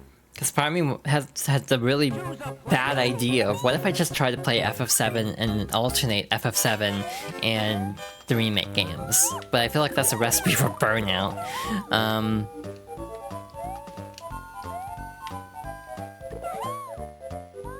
I also had an idea that's really bad, but in terms of my childhood games, there is a game relevant to the wider community I'm a part of that would apply, and that's Muppet Party Cruise. Not even kidding, I grew up with that game also, so there's a temptation to try to like figure out a way to like stream Muppet Party Cruise. Would that be a terrible mistake? Potentially. But who knows, maybe it might be fun. I don't even know how that game works. My kid brain was never able to comprehend it. It just felt like a mess to me. Like, not even kidding. So you were there when Statler gave Fozzie the curse. Yeah, that was a good moment.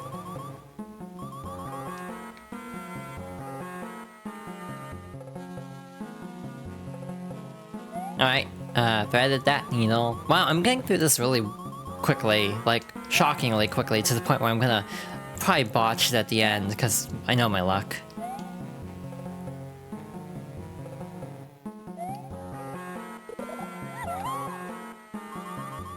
There should be a path to the left here that goes to a mushroom. Oh yeah, here's a story. The last time I played Mario 2 was technically when I was homeless. Sort of. It's complicated, but like, I had to do an emergency move into like a motel for a month. And so I just had my Switch with me. Oh shit. And like, a lot of NSO stuff, obviously, so I'm just like, what am I gonna play? And so I just played through all of All-Stars.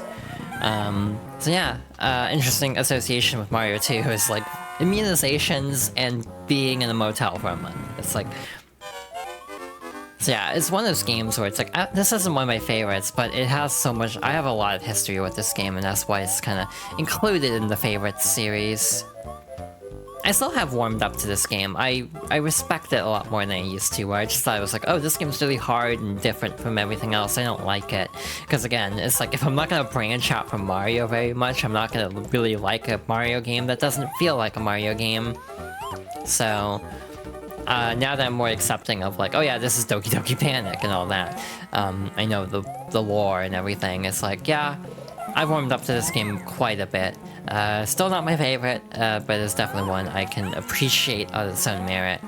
I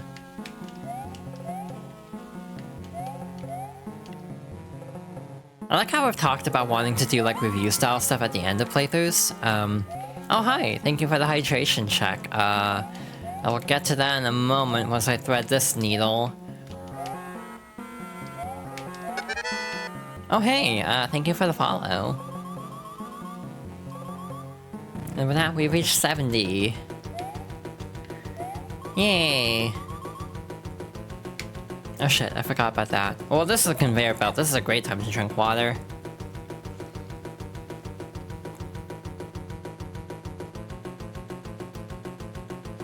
Alright. I have hydrated. Okay, got a little bit stuck on that for some reason. How did that deal damage?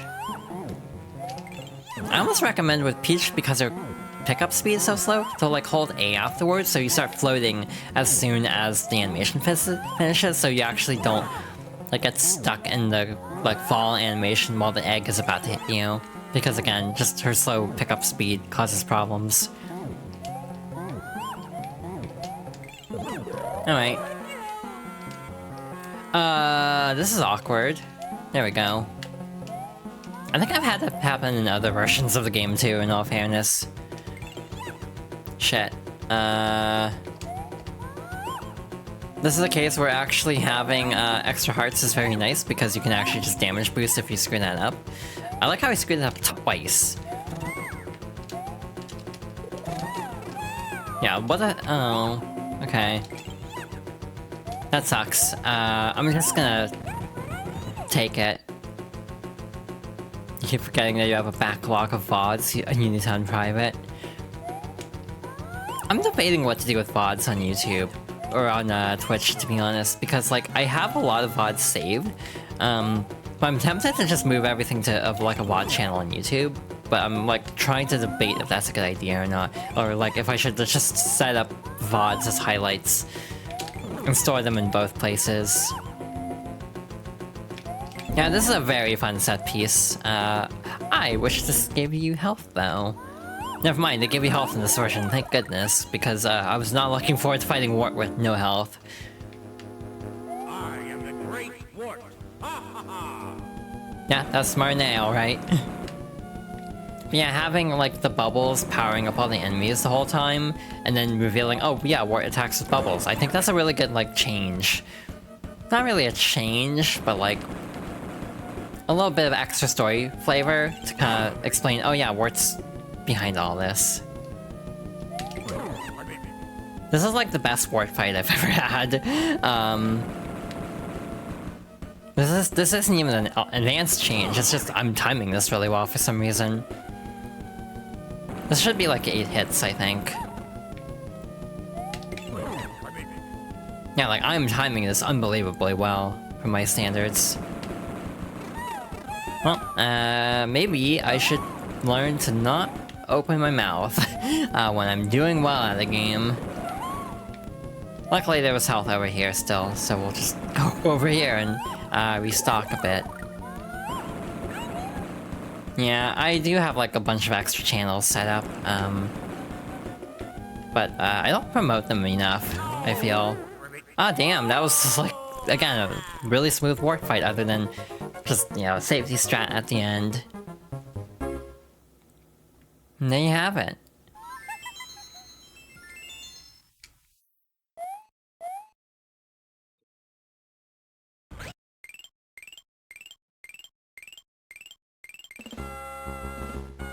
Yep.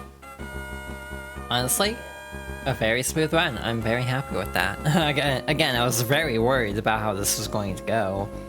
I was like very nervous that I'd get stuck on everything and just be here for like 3 hours, but yeah, that actually went really smoothly. Again, a very interesting game. I like how we did every level as Peach though. It's almost like I have a gender bias at this junction of my life. But it was all a dream. This is the Sonic 06 of Mario games.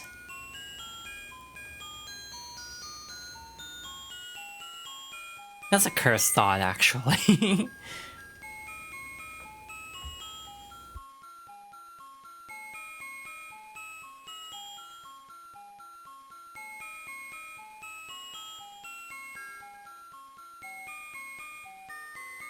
So now we have this little cast roll of all the characters. The original had a very famous typo, or like switch up, where Astro and Birdo were switched. The irony of it is Birdo's name in Japanese has always been Catherine.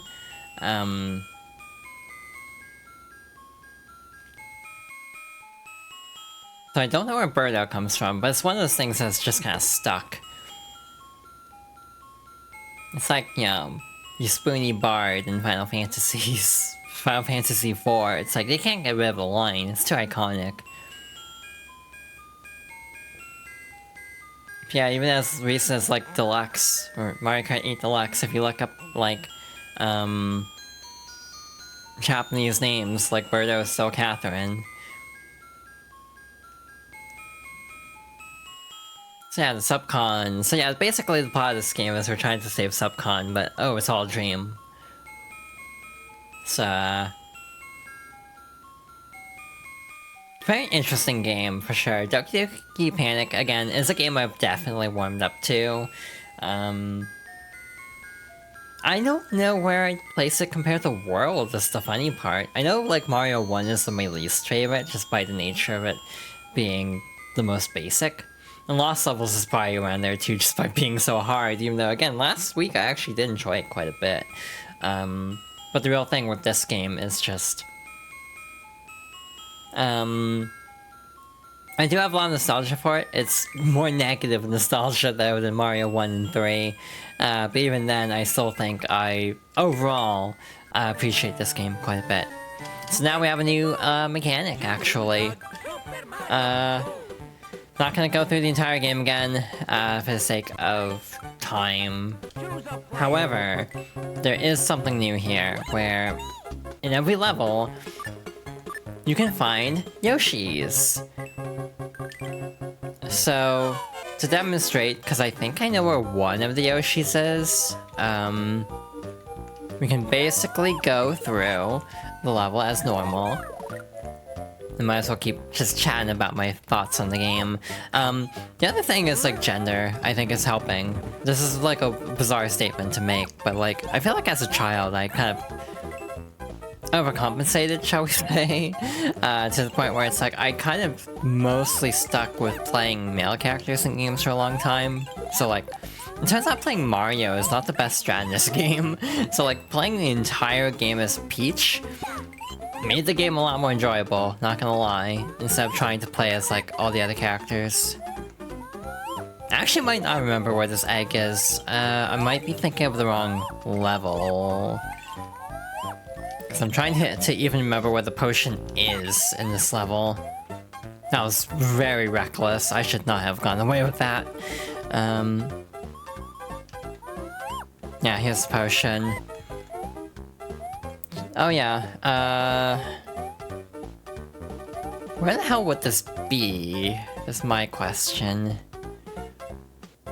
I want to say it's like right over here somewhere. Like, because I briefly looked at a guide and I want to say it was like over here or something.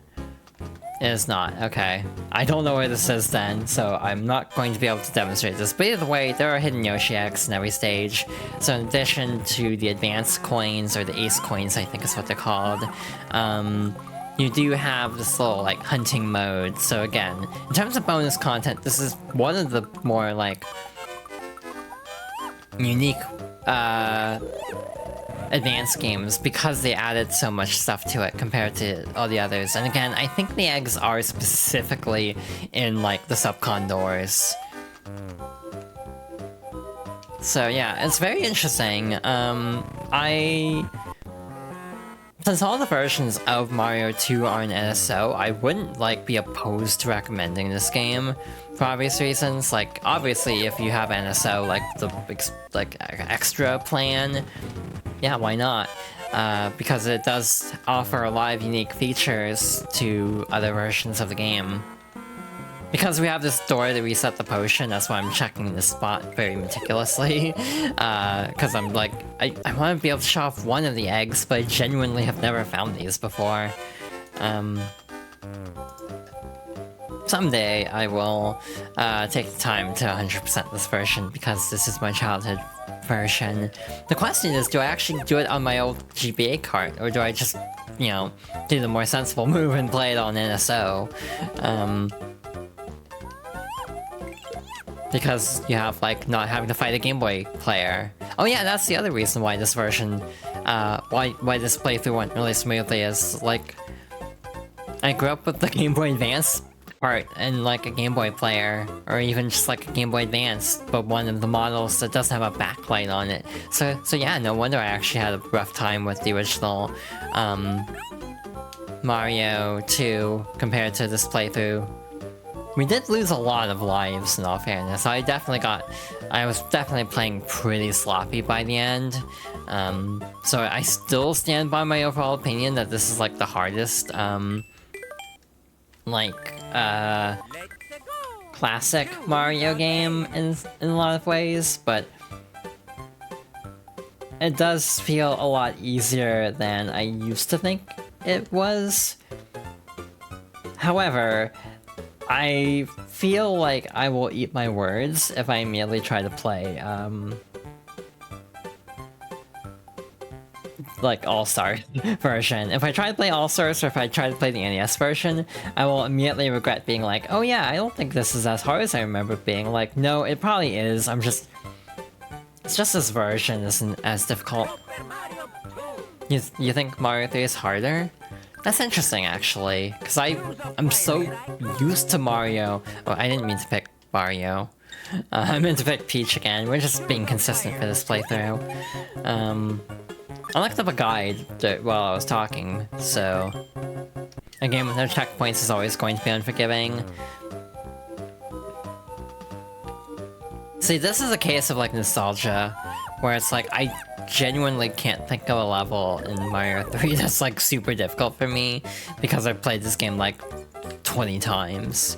And again, that's not saying the game isn't difficult, because it is, but I'm just so used to it that I don't think I'm really fazed by the difficulty as much as I probably should be.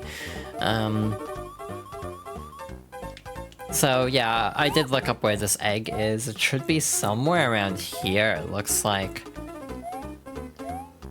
Yeah. Actually, this one shows like a... Huh. It's close to where you find the first mushroom, except that it's on the ground on the opposite side of the vine? So it's like over here, I think.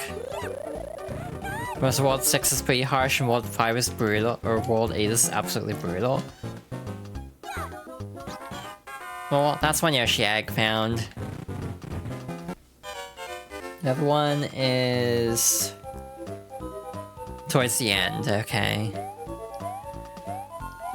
World 7 is also pretty hard in all fairness. But again, it's like, I think I'm just desensitized to the difficulty, but again, that's not to say the game isn't difficult.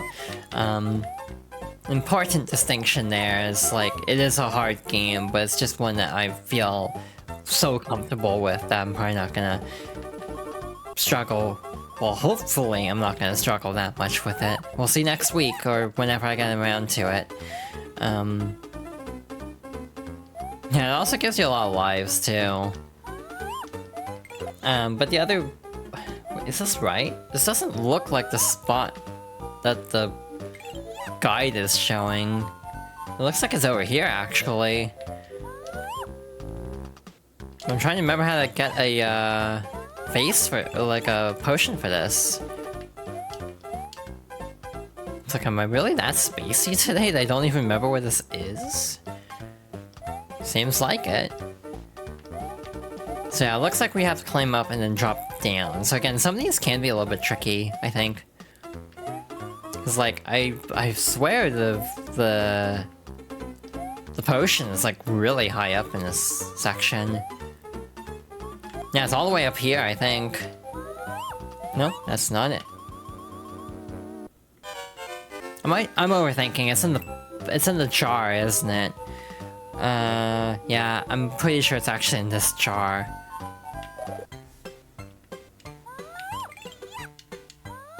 Yeah, okay. That's just me being silly. So now we have to go up a little bit. about here, it looks like. This might be wrong, I might have to get another potion. There it is. Okay, that was not the best demonstration of this mode ever to have happened on the internet, but we got him.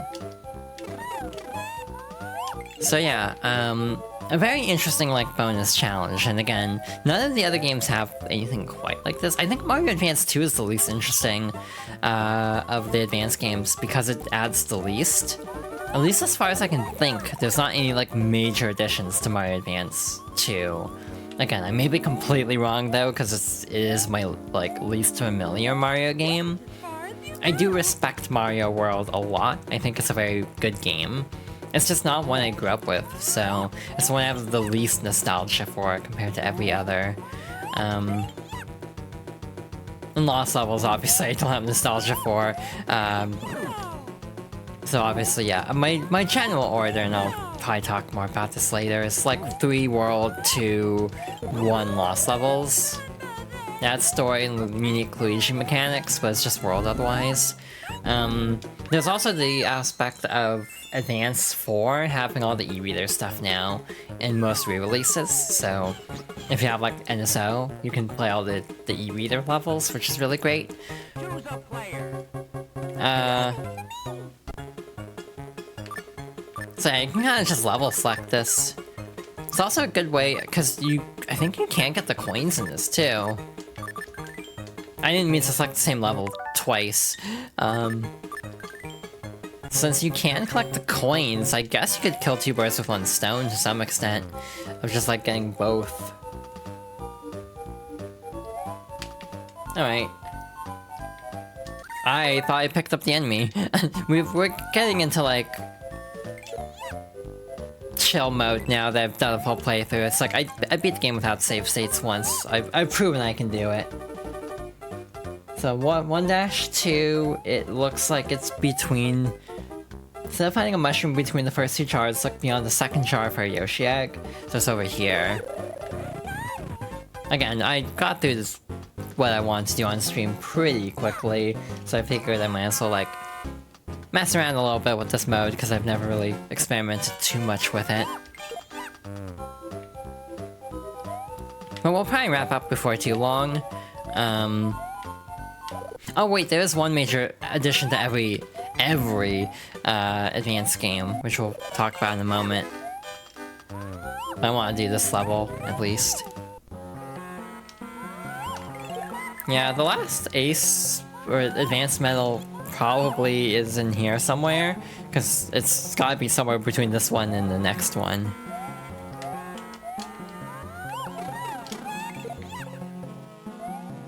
Yeah, this is the one case where, like, the fast respawn is a bad thing. A lot of times it actually works in your favor, it feels like.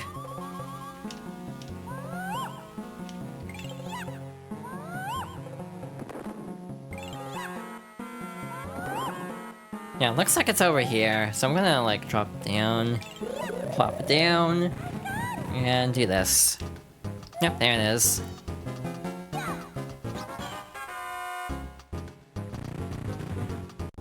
Alright, now there's still the question, where the hell's that last, medal? Or, like, coin? Genuinely have no idea, because, like, this is number 2, I think. Where the hell's 3? Unless that's 4, in which case, there's still room to search. Okay, that is 3. I don't know which one I'm missing, though, is the other problem. Was I missing 2 or 4 for this one? I almost saved it. Oh, that's interesting. I didn't know that. If you die, you lose all the Yoshi eggs. So that sucks. So yeah, I think we're just gonna move on. This, again, brief demonstration of this mode, but... There's multiplayer, by the way, though I'm pretty sure the multiplayer of this is just the bonus game for this release. And all the advanced games actually have this too. This will probably be the only time I highlight this, just by the nature of, like, having time. Because, like, Mario 3 is probably gonna take the full, like, 2.5 hours, potentially. But, This does include a remake of Mario Bros. As an arcade game. I don't know how to qualify this as beating the game, so we'll just play it for a little bit and then move on. And yeah, you can actually interface it with any of the games. So like if you had Yoshi's Island, you could still hook it up to someone else's GBA and play Mario Bros. With them. It was really cool. I think Superstar Saga would work too. At least I'm pretty sure it did. I could try, I have... Oh wait, I don't. I used to have 2 GBAs, long story, but I don't have access to that one anymore. No wait, I have a GameCube, what am I talking about? I could use a Game Boy player for that. I could test that out later. I'm almost curious at this point if that actually would work. I have a very distinct memory of sitting... Wait, whoa, hold up. Was that power block always up there? Like, was there always one there? I genuinely don't remember this one. Like, that's what I got for playing this on, like, a tiny GBA screen with no backlight, I guess. Yeah, I genuinely had no idea that was there. I have no clue how I missed that, like, for 20 years of my life.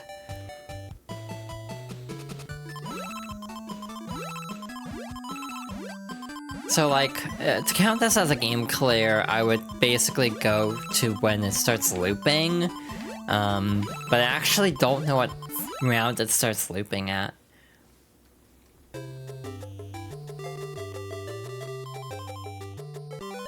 Nice.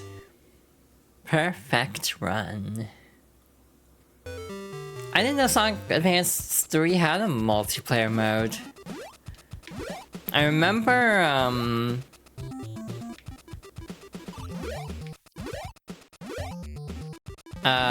like the Chow Garden stuff.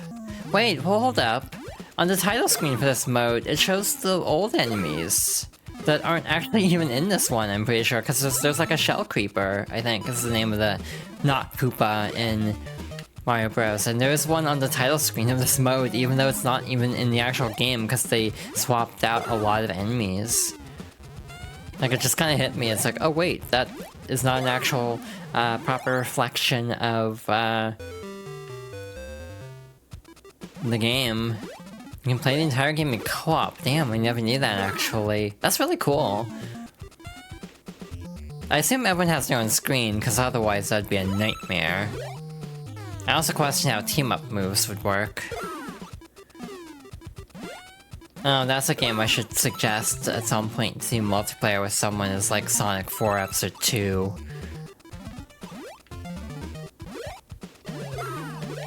It's like... actually, Sonic Superstars doesn't have online. I was gonna say that, but it doesn't. Both share rings and lives. Ah, interesting. Sonic Advance 3 is a fascinating game. It's the only advanced game I actually owned as a kid, and I didn't like it very much. I liked it, and I still have nostalgia for it, but I kind of dislike the... How am I trying to put this? I kind of dislike how much you can't play it like a Sonic game. And that's the same problem I have with Superstars. Because I know Mania and 3 and Knuckles have like the giant rings, so you have to like kind of learn the stages and search around for collectibles. So that isn't like an unheard of concept for Sonic. But I personally feel like Superstars and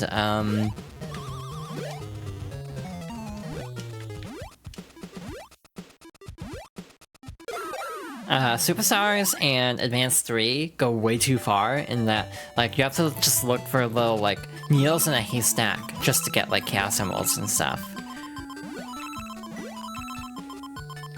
You personally feel like Sonic Advance 2 is the only one that suffers from that the most?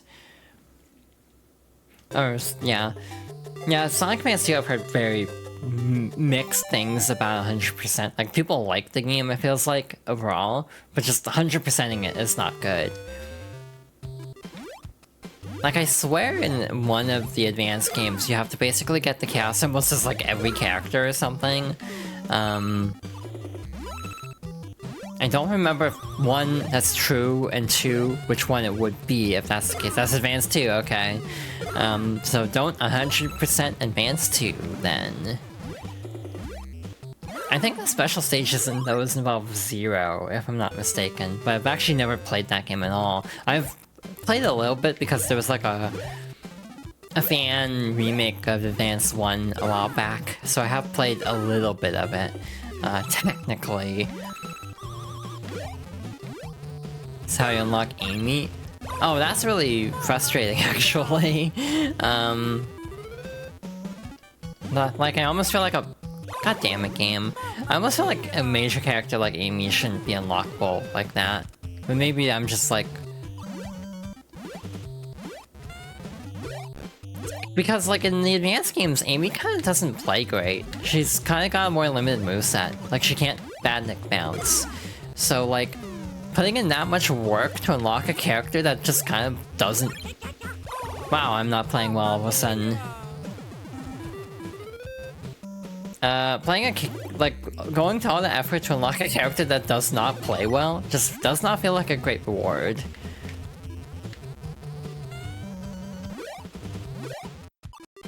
There's a palette swap of Sonic in the game. Huh. That's interesting. Because I know in Advance 1 3 she has like a unique moveset. Me trying to like talk about the give a retrospective series on the games I like, end up just talking about Sonic anyway. That's very on brand for me.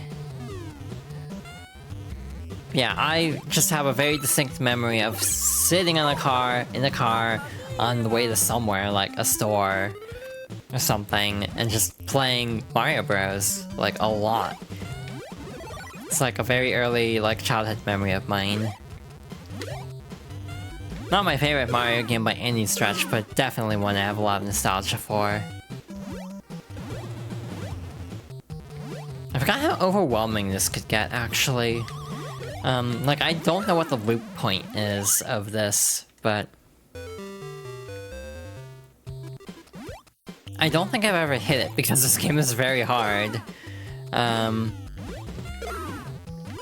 Because this is already, like... I don't know if there is, like, a traditional loop point. Or, like, how many stages there are. Like, if this has an ending. Especially in this version, because of it obviously being, like, you know, a remake of sorts. It's like, I wonder if this does have, like, a concrete, like, this is the last level. And if so, what would that be? Yeah, either way, again, definitely a game I have a lot of nostalgia for, even though I'm not the biggest fan of the original arcade version. It feels very stiff in my opinion. Phase 40? Yeah, I never got to that point as a kid. I mean, even as an adult, I'm struggling to get past, like, phase 20. I'm on phase, like, 14 now? So yeah, ain't no way we're looping this one, but we'll try. See how far we can get here.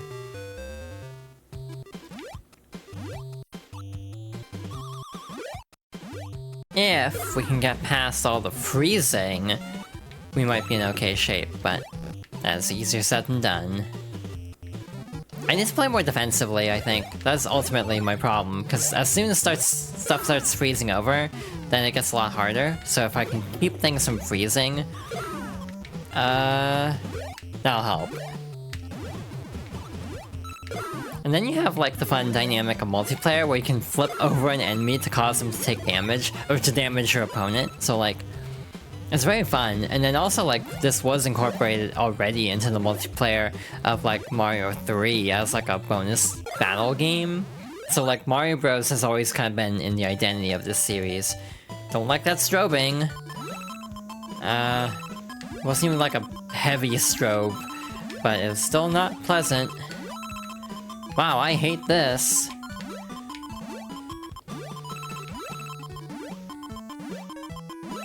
Damn, I actually got way closer than I thought I would. For not being able to see, that actually went pretty okay.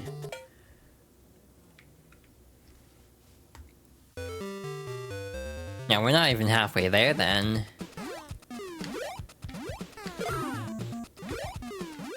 Alright, we're starting with things frozen now. That's kind of weird, like... I always thought, like, obviously we're in a sewer, right? But like, I always saw this as like a winter cabin or something, because I always thought it was like snow falling in the background. It's like, I totally didn't get that we were still in a sewer. I don't think I even understood it was in a sewer, actually. So I kind of was at the point that I jumped into the series, I was kind of disconnected from the idea of Mario being like plumbers. Or like, yeah, the Mario Bros being plumbers. I also haven't used the power blocks at all, so that's probably not the smartest decision I've ever made in my life. Yeah, I almost feel like this ends up being about like, you know, multitasking, like trying to juggle enemies to make sure things don't get out of control.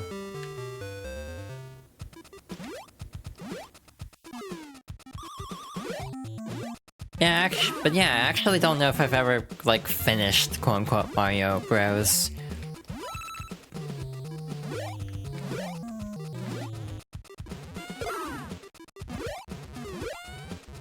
But yeah, I definitely am not finishing it today, because I'm not playing great. We already lost so many lives on that one level, and I actually don't know how to get more lives, like what the point threshold is.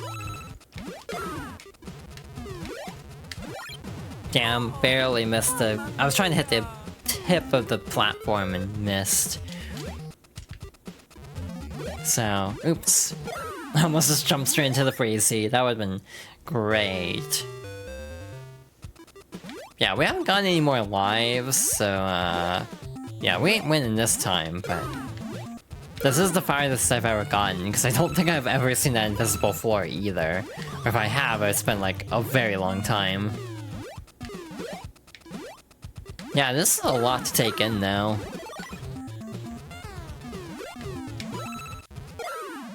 This is very fun though, I'm having a actually decent time.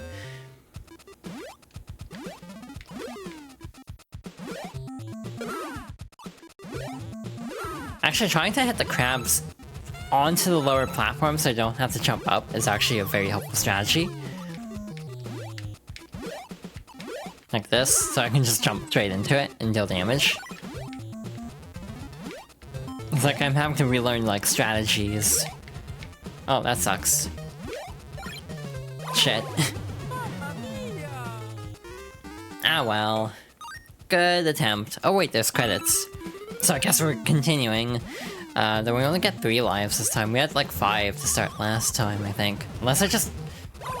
Alright. Unless I just, like, you know, won them through the bonus schemes or something.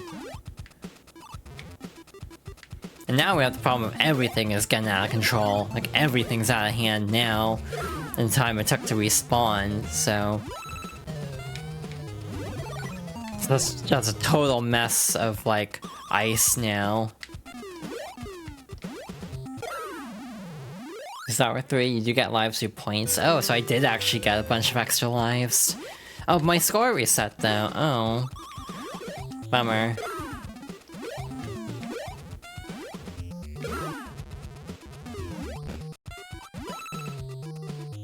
I can't imagine this being very fun with friends though. Though I've always played Mario Bros by myself. Maybe at best I've played SMB3's battle mode. I think I have played the battle mode, so I sort of have played it with other people. Shoot. That's a really bad time for a crab to... or a fireball to show up.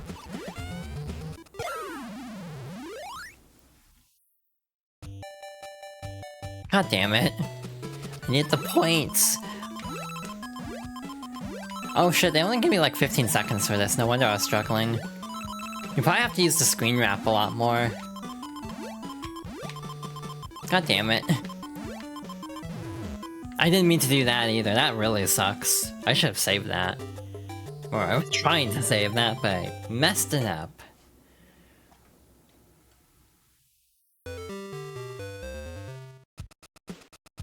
Alright. So, down the power block. Not my favorite thing. Yeah, this is a whole mess right now. Okay, I just jumped straight into that. Good job, me.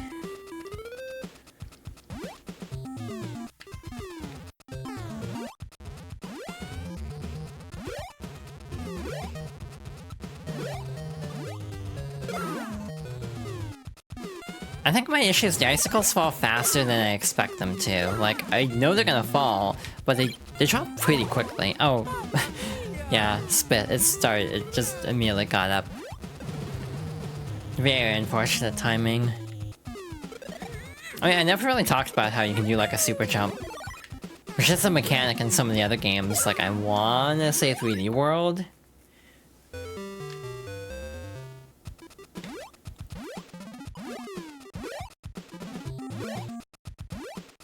Bad timing on that icicle.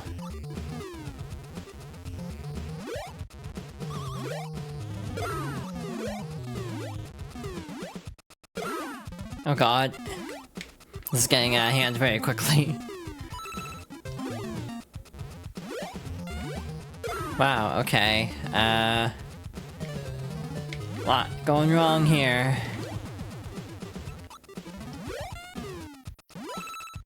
Oh, flipped around. Oh, that's really bad. Oh, jeez. Hey, we lived. Hey, look, phase 26.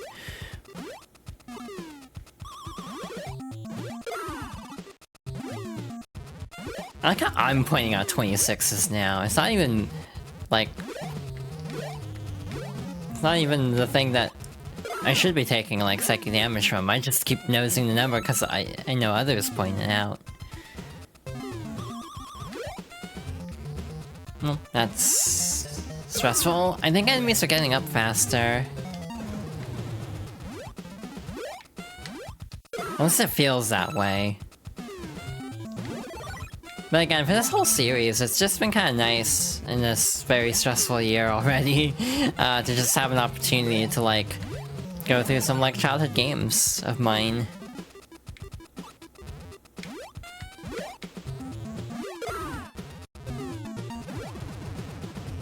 Shoot, well, we got one hit in.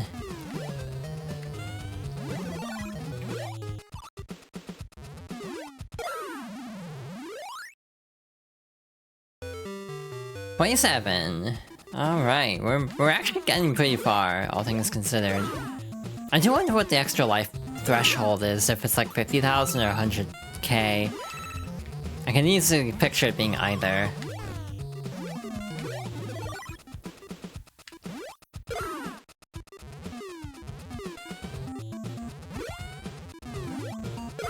Also, I'm pretty sure it's not Spinies in Mario Bros. Either. I think it's a different enemy. That might be the turtle. The crab might be... the crab might still be a crab, actually. It just might be the turtles that got swapped out.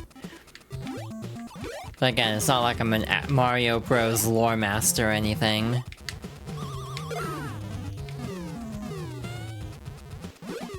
Yeah, the shell creepers. Oh, that was dumb. I should not have rushed that, but it paid off, so... That was a no-win situation right there. Well.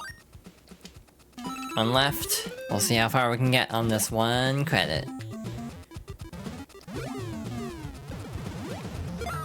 We have to get through everything in 3 lives. I don't think it's happening this time, but I am almost impressed by how far I got this time. Again, this is definitely farther than I ever got as a kid.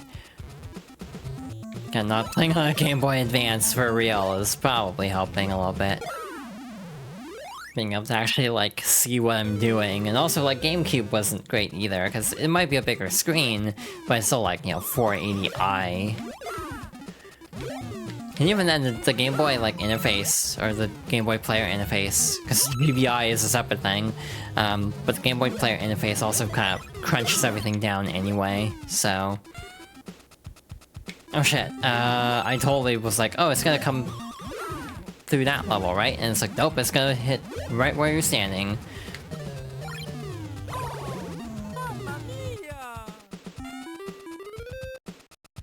I think I'm panicking now. I think I'm not, like, focusing because I'm, like, overwhelmed. Find the reason why I'm not, like, super into, like, old arcade games like this, because I do feel like by the nature of them being so simple, to increase the difficulty, they just have to, like, throw increasing amounts of, like, BS at you. And, like, it ends up becoming very, like, overstimulating, because I can't, like, keep track of everything happening, because too much is happening on screen.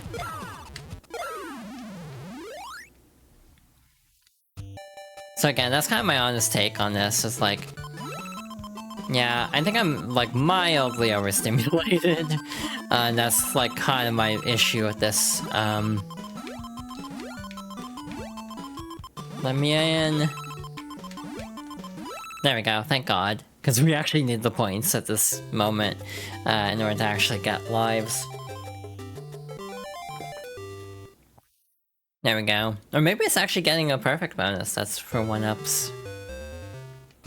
Either way, we're sitting a little better than we were just a moment ago. I mean, the actual answer is I could just rewind. This is NSO after all, but I would kind of prefer not to use rewinds just to see if I can, quote-unquote, beat this game.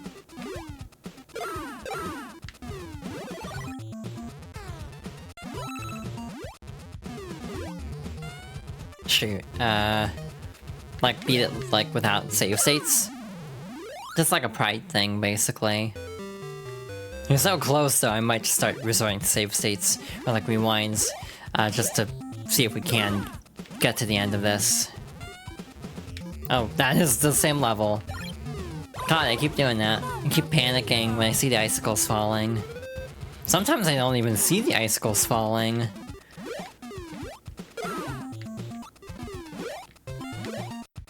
Wait, we have 2 lives. I thought we had only 1 left after the bonus life we just got. So the actual answer is I just need to play a lot more carefully. I need to stop taking as many, like, risks as I immediately almost jump into an icicle.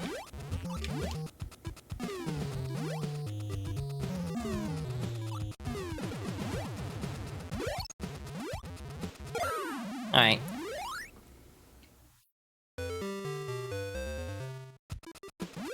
If not, it's fine. Again, I got way farther than I meant to get.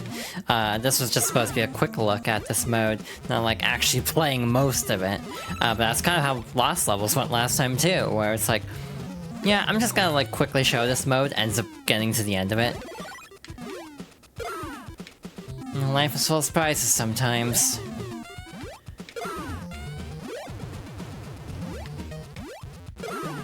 Yeah, basically getting to the point where you know how to get the enemy bounces to cooperate with you is like kind of the secret to this. Also, the power block reset. I actually don't know what caused that in this case. Oh, god damn it, the icicle is gonna mess me up. Jesus. Doing something for something retro for pride. Oh yes, I too use retro achievements. I think I made a retro achievements account. I haven't actually done anything on it though. Yeah, I think enemies are getting up a lot faster now. At least it feels that way.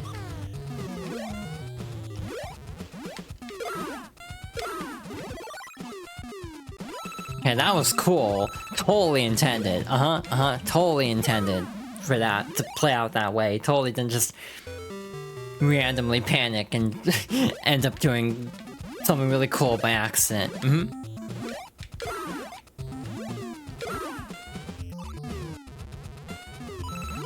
As an event manager, you're obligated to point you towards events. How so?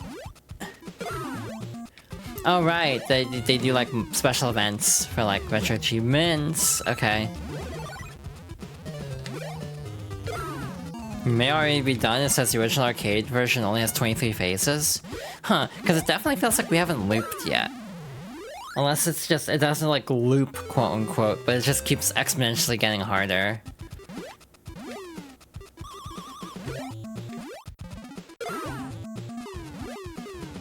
Unless I just added a ton of shit to this version. Like, there's just like double the oh shit. Double the levels for some reason. To be fair, that would make sense, but... instead of just like going back to 0 for difficulty. Yeah. You loop back to phase 1, yeah. That's kind of what I was expecting too, and hoping for. To have like a clear marker that I'm done. Shucks. I don't like any of what's happening on screen right now. Oh my god.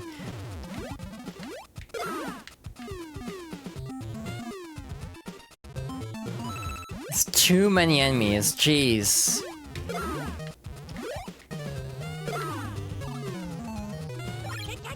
Nope, didn't see that fireball. Damn it.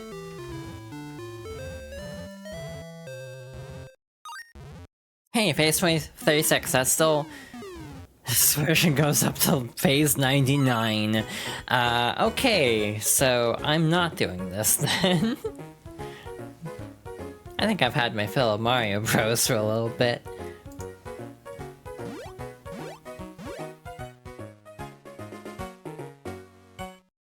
Nice little tune there.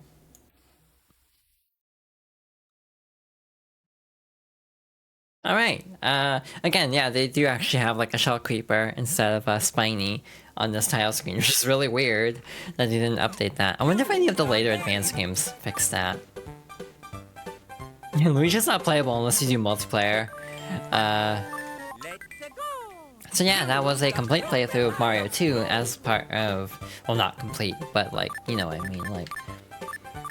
a playthrough of Mario 2 as part of... Advance plus a pretty decent look at Mario Bros. Again, both games were ones I played a hell of a lot on GBA and got a ton of time out of. Again, definitely a case of like, I was a young child who did not have access to a lot of games, so I just kind of brute forced a lot of the games I did have. So, again, this was how I first finished Mario 2. I don't know if I'd say if this is the best version of Mario 2, or like my favorite version. Obviously the screen crunch gave us a little bit of trouble occasionally, but overall it wasn't too bad, I'd say. And the slightly more forgiving difficulty and the slightly reworked level design in some spots and having like new bosses and stuff is kind of cool. So it's like, even if you played Mario 2 a lot, I think, and haven't played Advance, I think this version is actually pretty fun. And it's got a nice little bit of like flavor with some of the voices, even though they can get a little bit overdone at times. I do generally really like this version still. I don't know what to do now, because I had a plan to raid somebody, but that person isn't live yet. Who could have seen this coming?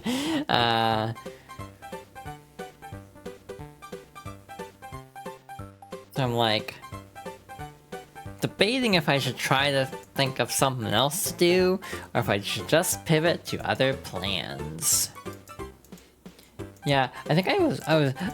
for once in my life, I was too good at Mario 2. That is not something I can say very often. They're at the end of they're at the end of this game, so I'm not rating them.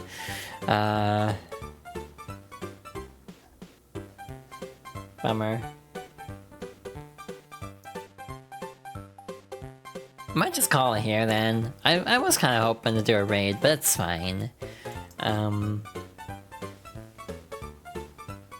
I can just kind of hang out for a little bit and stall, but I don't know how much longer I could stall. Yeah, I see a couple of options, but I don't know.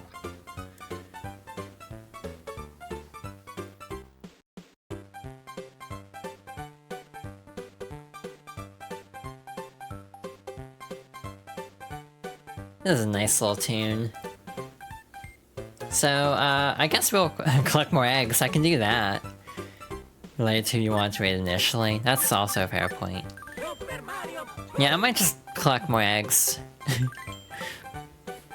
the player. There's a joke in here somewhere, but I think I'm not awake enough to formulate it. So the other question I have is... how do coins work in this mode? Like, if you beat a level, does it count for the coins too? Because if that's the case, that'd be really nice. Two birds with one stone. Or two birdos with one stone, potentially. Listen, I'm not the one here with a reputation for cracking eggs. JK. That's coin 2. Which one am I missing then? I'm like so confused. Oh hey, the eggs are actually randomized. I didn't know that. Like, it just gives you a randomish egg color. This is silly. I'm not gonna do that yet. I'm gonna check in here first. See if there's anything worthwhile. I guess the other thing I can... Alright. The other thing I can talk about is schedule stuff, like next stream. Again, I keep saying this, and I'm hoping one of these days it actually sticks, but... I'm just gonna... that was like not even worth like... trying to see that through. Again, I'm gonna try, keyword try, to do a stream on Wednesday this week. I'm not quite sure what it'll be though, is the only problem. I have a plan, and it's kind of a silly plan, to do like a BizHawk shuffler of like childhood games. I'm currently collecting games for this, and oh wait, maybe it's not random. Maybe I'm just forgetting what this Yoshi color was. But I have currently collected about 28 games from my childhood. Most of them are not very good, I'm gonna be honest. Most of them are like not very fun. So it'll be very interesting, but I don't know when I want to do this, because I might try to add a couple more games in there. I'm like kind of debating how many games I want to include in this little shuffler. I'm trying to think of any other games that I like grew up with, and there's a couple that are like weird because, like, a good example. Ow. A good example is Home Alone on the NES, which is like very specific, I know. But I can't remember if I had this game growing up, because I could have sworn I did, but it kind of doesn't look familiar to me. Like, it's really weird. It's like, I kind of recognize it, but I kind of don't. And I'm like, did I just watch someone else play it? Like, what happened? Like, I'm very confused by, like, why my memory of if I've played this game or not is so spotty.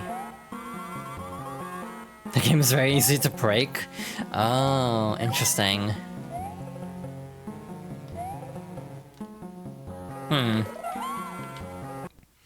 And like, I know I had a Flintstones game.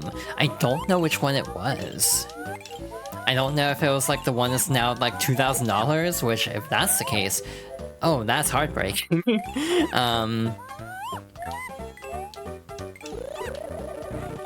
Also, the other thing I don't know about this game is, do I have to get all the coins in one run? Because that also changes things. Because if you have to get all the coins in one run, we have not done that. So this is a test, I guess, for a couple of things. Far as you go.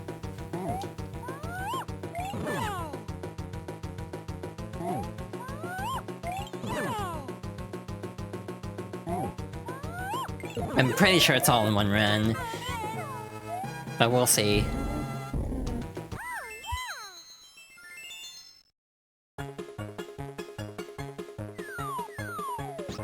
Nice. 2 more eggs. The player. Oh, it does count. Cool. Well, that makes it really easy. I also really need to step out for a moment, so...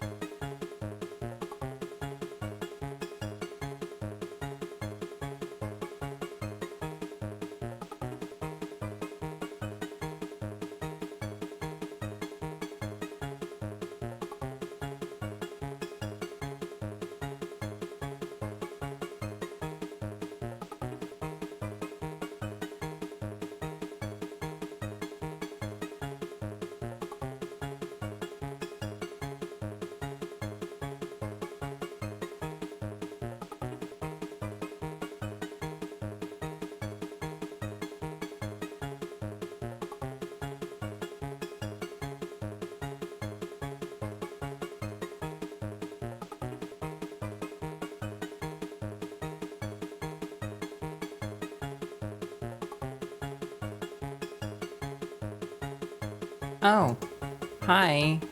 Welcome back. Oh, why am I saying welcome back to myself coming back? But hi, I'm back. Had to take care of something real quick. Also, hi, hi, Minnie. Hope you're doing okay. Thank you for the hydration check.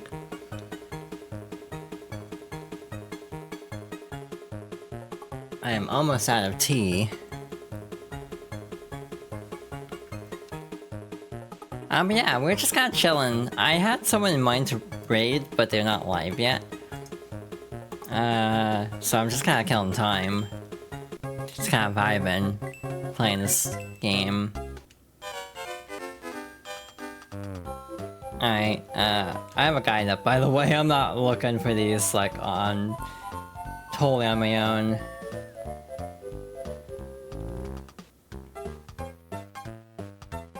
Posture check. Oh, thank you, Gwen. Pat the Gwen. Pat the Minnie.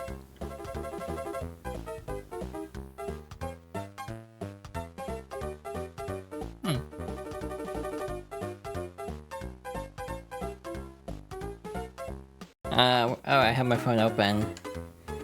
Okay, so that that is number 89.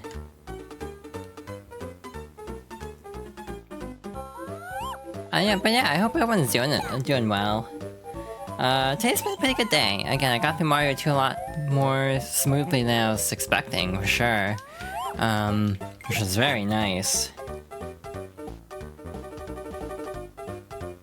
This game really isn't very long, or nearly as hard as I remember it being. The main thing for me is like trying to 100% it is like needing to double check where all the locations are.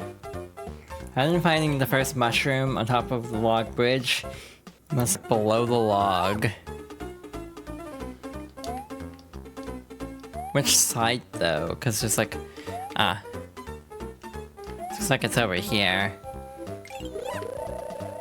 Again, I'm not checking like every location it could be. It just makes, in my opinion, more sense. It's just like a guide. Again, I'm not gonna commit to collecting all the eggs on stream just because that requires playing the game a second time. Not that, you know, I'd be opposed, but... it just kind of feels like I'd rather move on stream-wise to something else in a bit.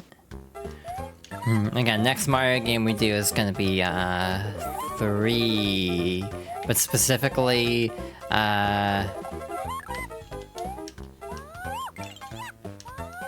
Rain, you wanna work? Specifically Advance. So like... Mario Advance for Super Mario Bros. 3. Yeah, my brain is shutting down, I think.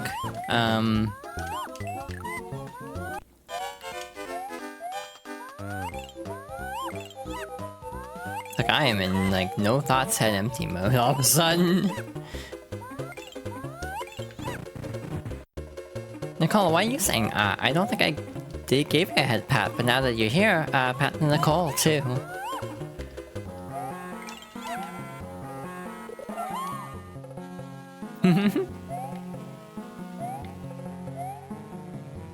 Yeah, 2 for 1.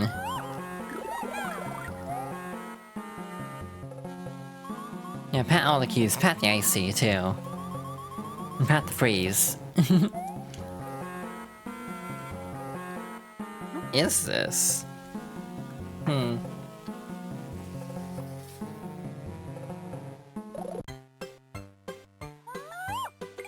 It's like, I felt something in my mouth. It's like a piece of food, and I don't know what it is. That felt mildly concerning. Why did I jump off there?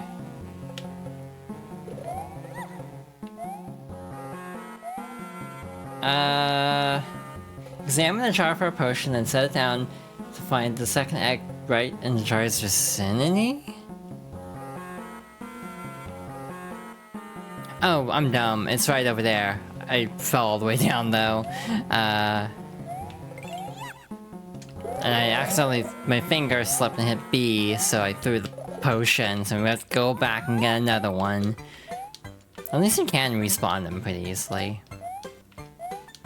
Yeah, I've had ideas of stream projects to do, like, collaboratively. Wait, this doesn't line up. What the hell is this?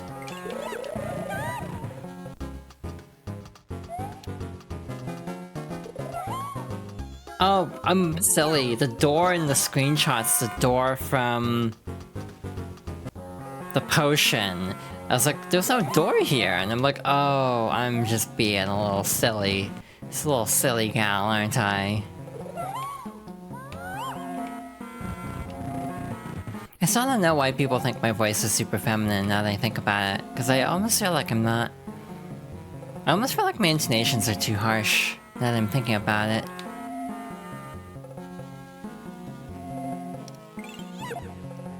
Like, resonance is off. Like, I'm not putting enough focus on resonance, I think.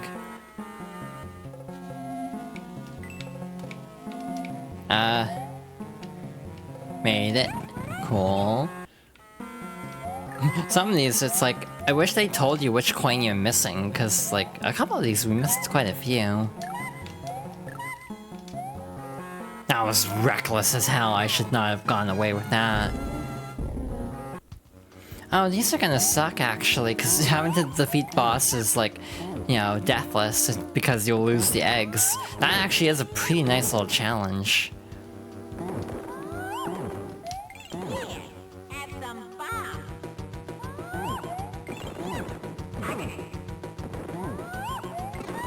Oops.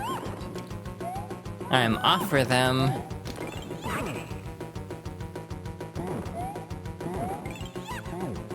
Yeah, he's gonna move out of the way.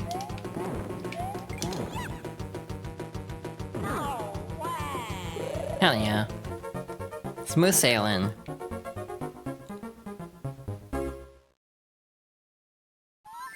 I should have grabbed a heart, because that would have restored my health. Did not think that through well enough. Aw, they're hatching.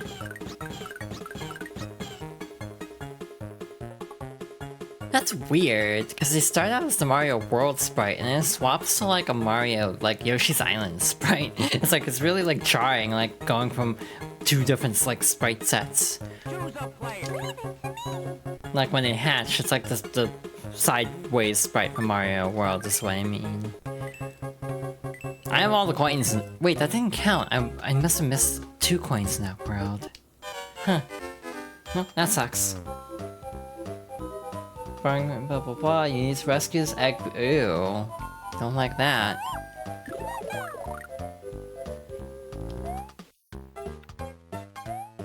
Yeah, I hope everyone's doing okay today. Again, it's been a pretty alright day for me so far. Refreshingly so in some ways. Okay, so we have to hustle here, because it's actually gonna be in the sand.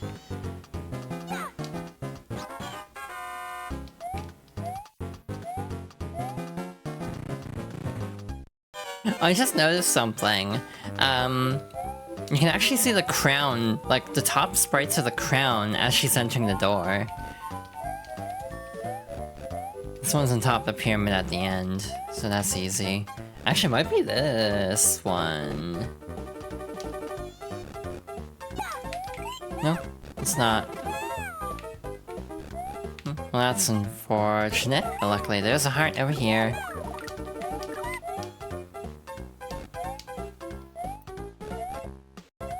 Someday I almost want to do a stream series where I try to, like, get my friends to play games they haven't played for the first time that I grew up with. Like, you know, if you haven't played, like, you know, Mario World, like, just try to introduce you to the game, kind of a stream series. Like, I almost think that could be funny, to try to, like, do a co-op run of a game that I know and others do not. I don't know if I have what it takes to coach someone through a Mario game. But yeah, I'm also just realizing I'm not really putting a lot of effort into my voice at the moment. I'm just kind of talking. I'm not really, like... I'm not really trying to, like, focus on that enough.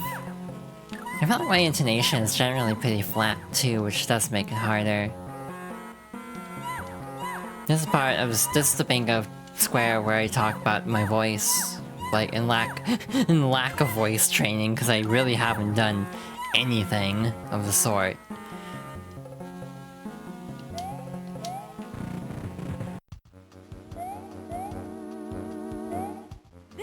I don't even know if there's anything noteworthy for like a raid message in this stream.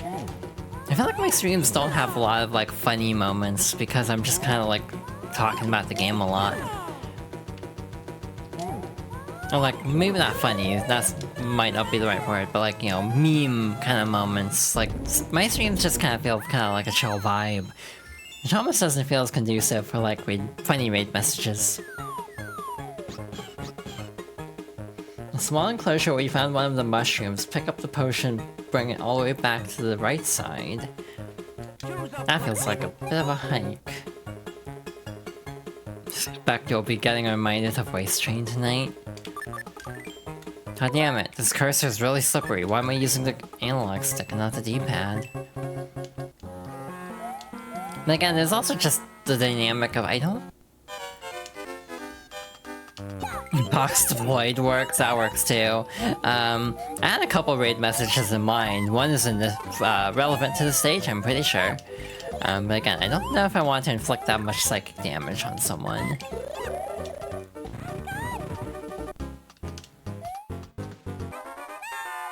I almost want to go like Fops deployed. Deploying Fops, kind of.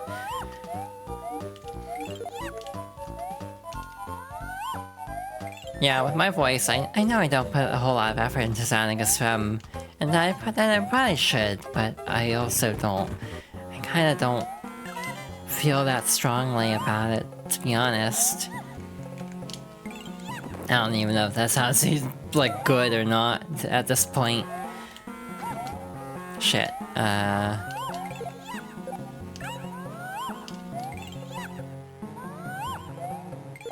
some point I might be more inspired to look into voice training properly, but for now, I'm just gonna chill with what I've got. It's kind of my mantra with a lot of things. And everyone's different. Everyone's transition is personalized.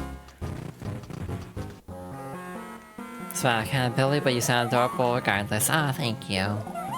I hope I sound adorable. I don't know what my, like, goal is, like... Because I feel like a lot of VTubers have, like, a style. Like, some are kind of more, like, you know, cute, some are more, like, pretty. It's like, I feel like I lean more towards cute than anything.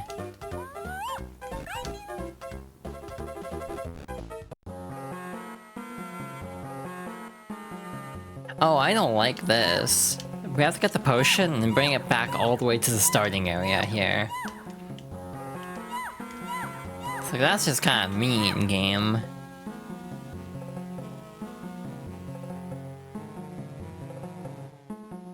Oh, wow, there's actually a new mushroom here. You can do both and are both. Aww. I don't feel very, like... I don't know why, I just feel like I lean more towards cute aesthetics than, you know, like, elegant or pretty aesthetics, despite the whole princess bit that seems to have started.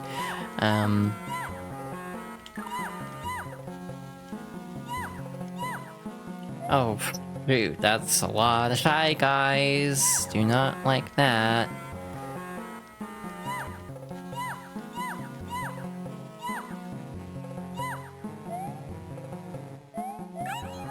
I think we do have to go this way. To the...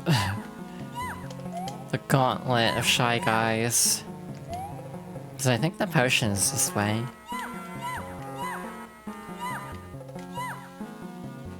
I mean, this works, like alternating. Alright, so now we have the fun task of not mispressing a button. I'm letting go B, or in this case X, entirely, because I don't want to accidentally toss this. So yeah, it should be all the way up here. The Shy Guy conga line. Okay, now that could be a good raid message. I can't wait to forget that in the next 10 minutes. And be like, wait, what was that funny thing?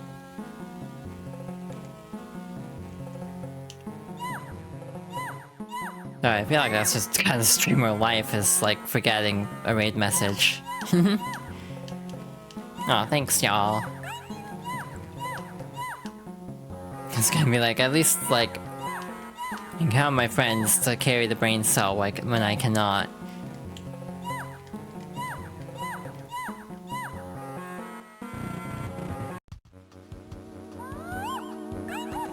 Shit, okay. Yeah, like these big enemies that give you health really make a difference in this game. I'm gonna finish you off.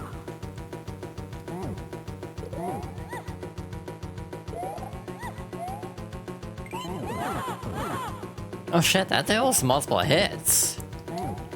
Well, that makes things a lot easier. That only took one hit then.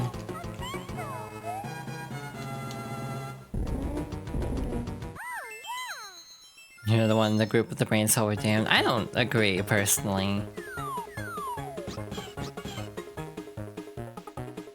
Yeah, it gets even closer to the location of the potion than the mushroom that you... What?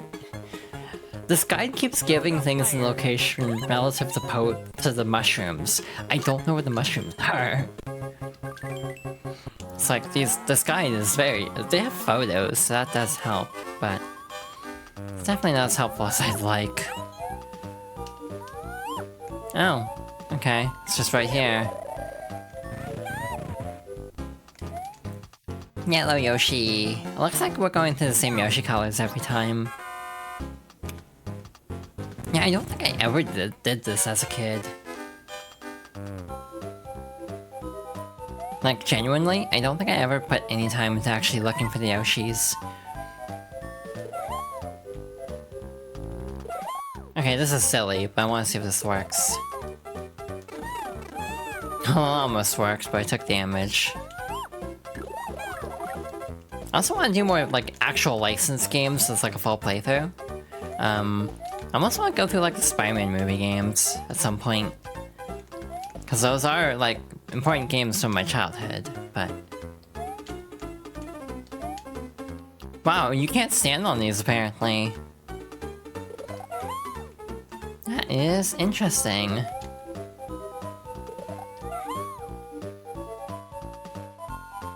Actually, might be possible to just normal jump from this. If it's not for the... What are these enemies called? Because I feel like their name might be kind of unfortunate, now that I'm thinking about it.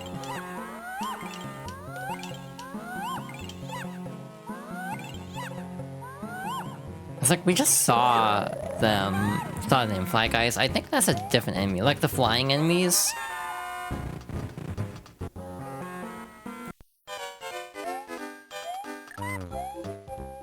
Like, yeah, like these guys. And they might be Fly Guys, but I feel like these are something else.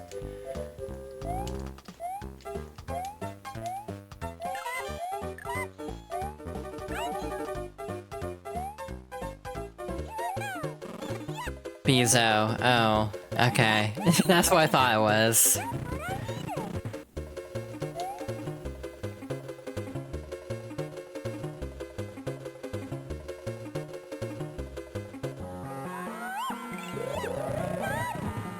So different, yeah. A lot of the enemy names are very out there in this game. Alright, both eggs are accounted for. Hell yeah.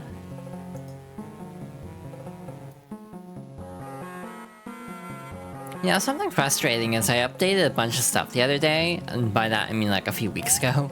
And a bunch of stuff broke. So I reverted, like, Windows, and then I also reverted OBS.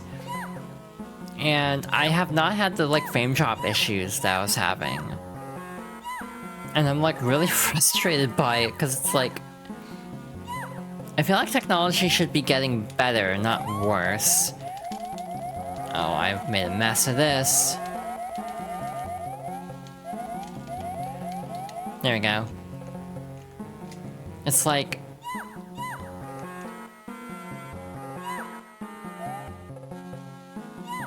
Kinda have to go into focus mode again, just to not die from this next round of Shy Guys.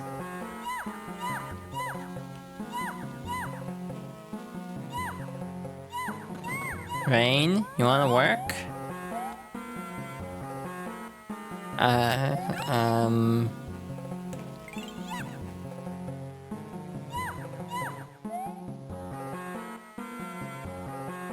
Genuinely, what the hell was I just talking about? Because I don't remember.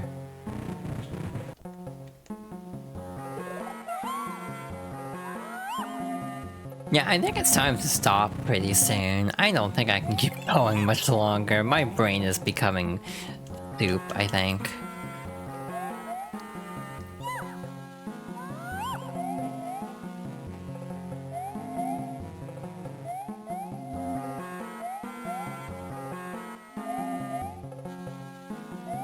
Yeah, go rest if I need to. Yeah, as much as I wanted to do a raid, I don't think I can. At least raid the person I had in mind, just because I don't think I'm gonna be able to last that much longer. Brain is turning to mush. Hey, we got through, like... Oh, that's unfortunate. Which boss was this? Triclide? Well, at least it's the easy boss. Step right up. If you're ready to get toasted.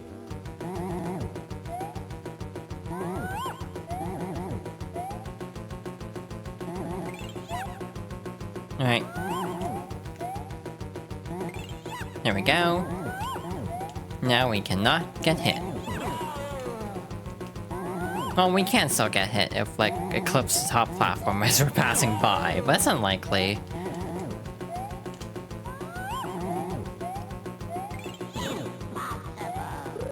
Why is there an enemy down here?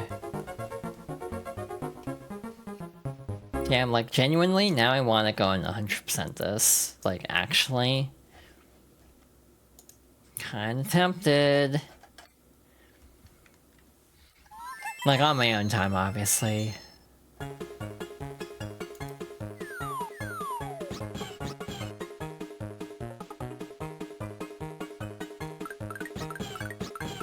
Yeah, it's been a bit since I've streamed this long. So yeah, I think I'm out of juice, unfortunately. I have to do this to save and quit, unfortunately. Yeah, it's like, we got most of the coins as is, and like... Choose a game. Super Mario Go.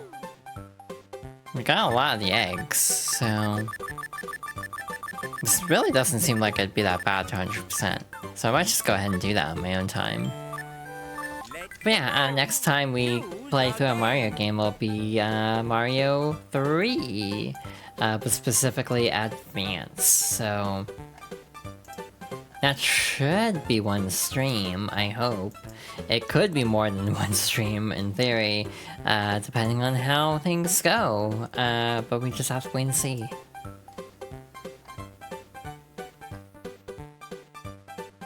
And when that will be, I do not know. I'm almost tempted by, trying to squeeze in a stream on Wednesday, like Monday, Wednesday is the schedule I would like to have. It just kind of feels like it never worked out, as much as I wanted it to. So yeah, that's kind of the plan. If I don't stream Wednesday, I'll hopefully be back on Monday at the very least.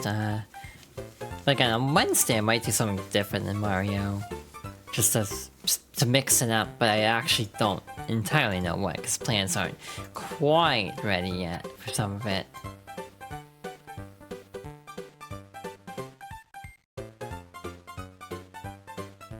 I also don't know if I'm doing the e-reader levels on stream. I might show off a few of them, but I don't think I'll end up doing all of them. Just because it will take forever.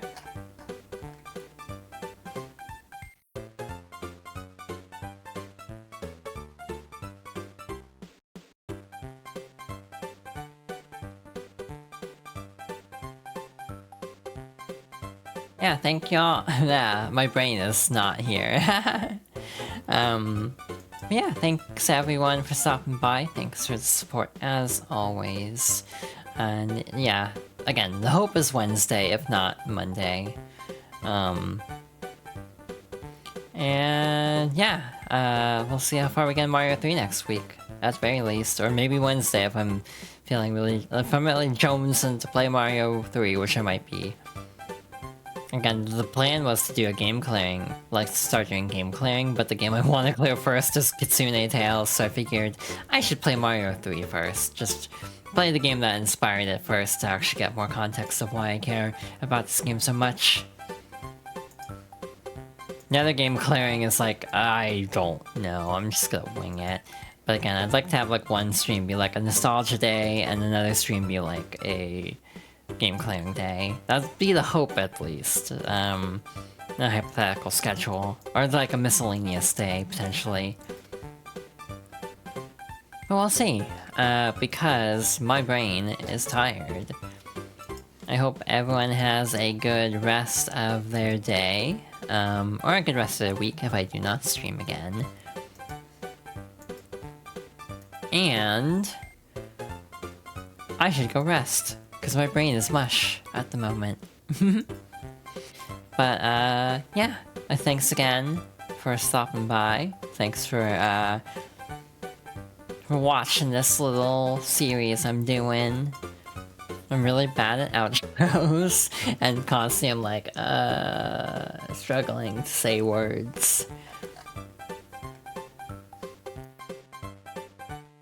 Yeah, hope everyone has... Yeah, I always said that. I'm really out of it, goddamn.